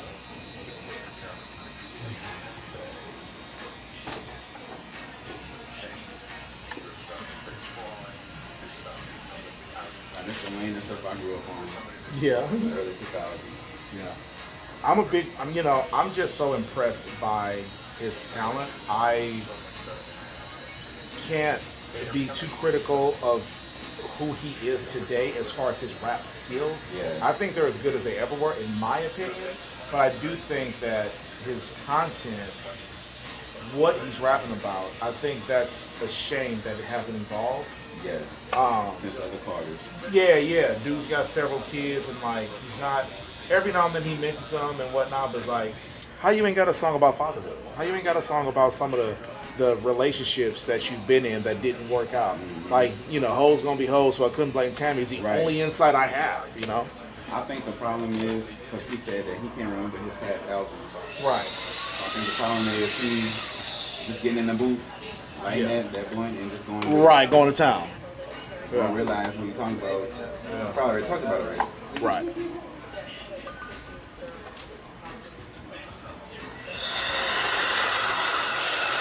Make sure I got all the cards. I missed some here,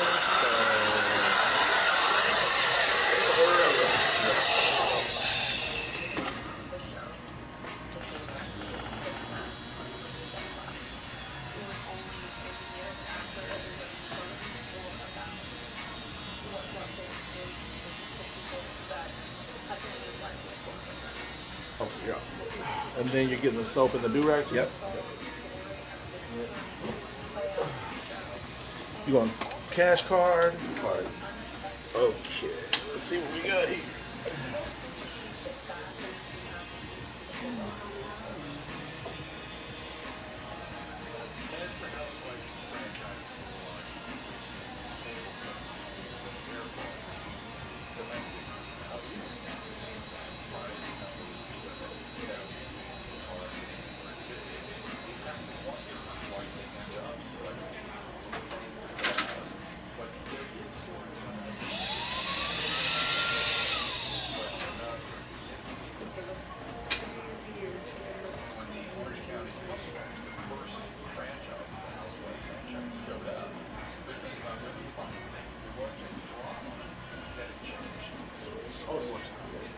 So 83,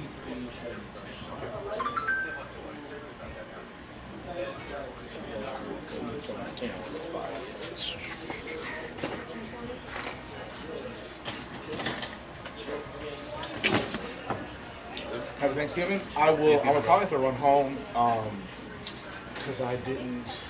Yeah, I'm gonna run home. Can you text me your address, or you or Jake? Okay. And then when I get everything, I'll come drop off a couple things, say what's up, and bounce. All right. All right. Sounds good. See you in a few, man. I do.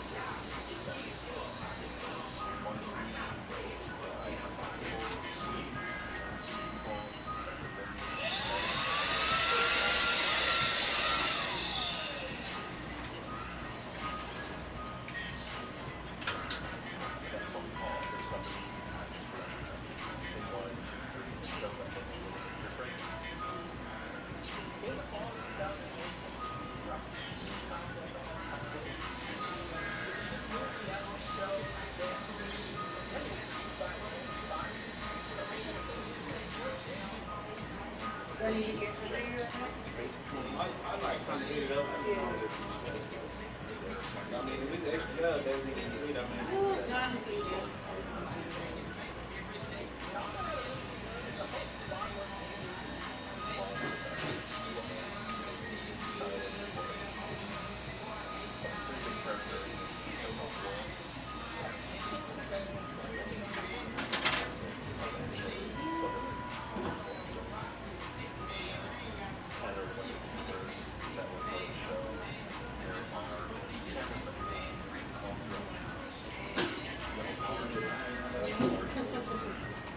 All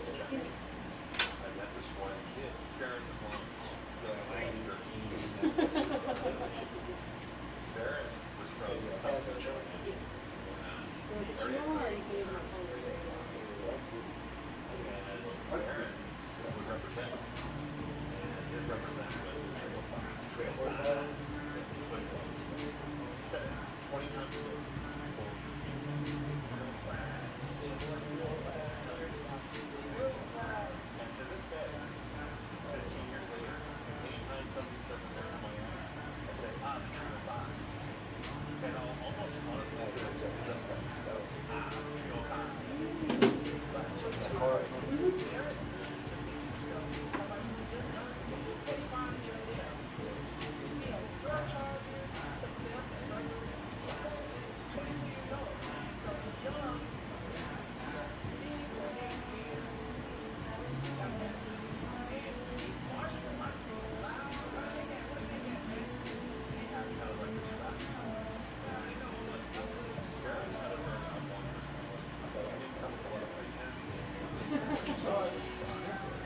Make sure. You did always.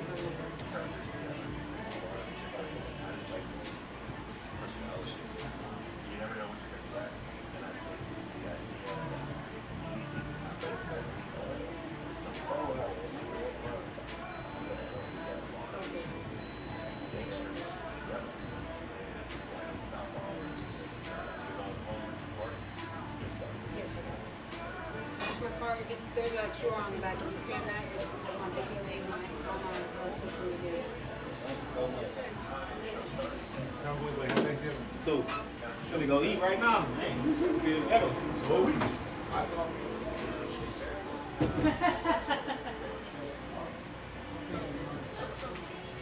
He's just like a couple inches taller.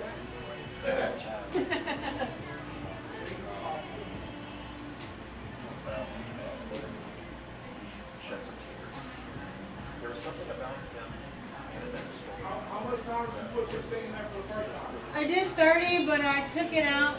I stopped it sooner because it was like browning on top. I was just a little upset. How do you take out?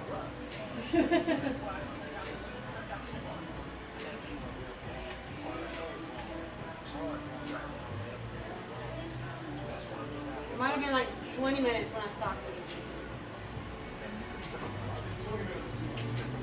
Exactly.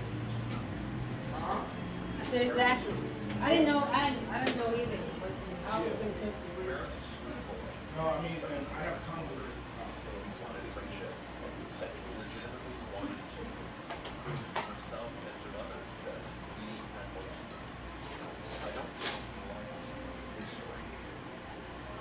I think that he was trying to create a new story for himself. Baron wanted to success.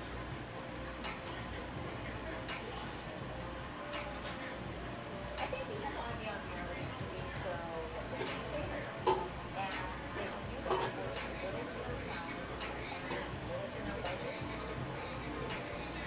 But when I watch this, I look at him and how he moves. And he says, I can hear little to change it. And he's definitely there on a mission. But I'm not sure that that's the mission. I think that he's on a show for a very specific purpose. What he says in his introduction is very telling about what's going on in his life.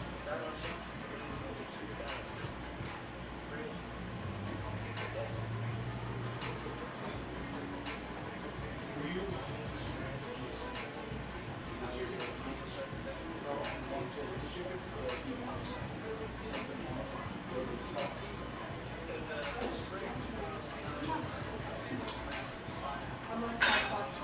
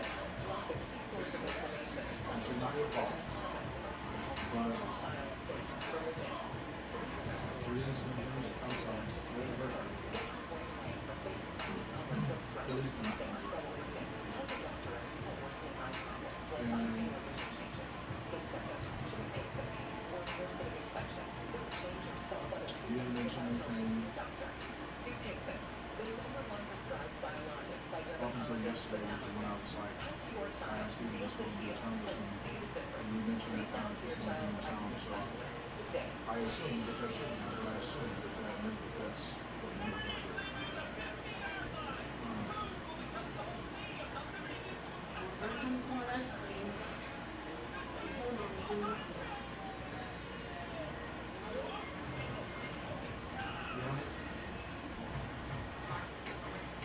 But I also, when people ask, I can tell them what I did in that moment, I thought it was right.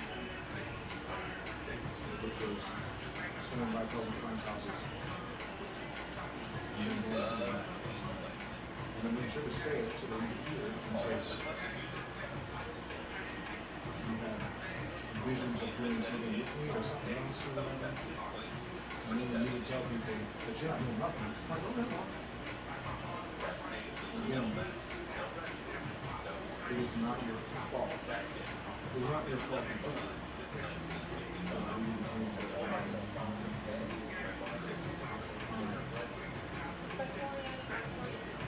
I get especially given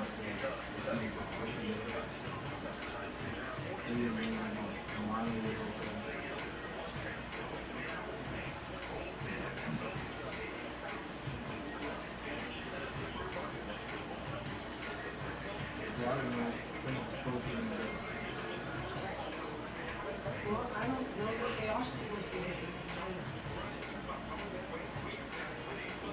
Either one of us has to, first to get one and one of them. I don't know exactly your reasoning. I mean, I can only assume your reasoning. My reasoning. Because I'm not at the house, because I can't be at the house. Yeah.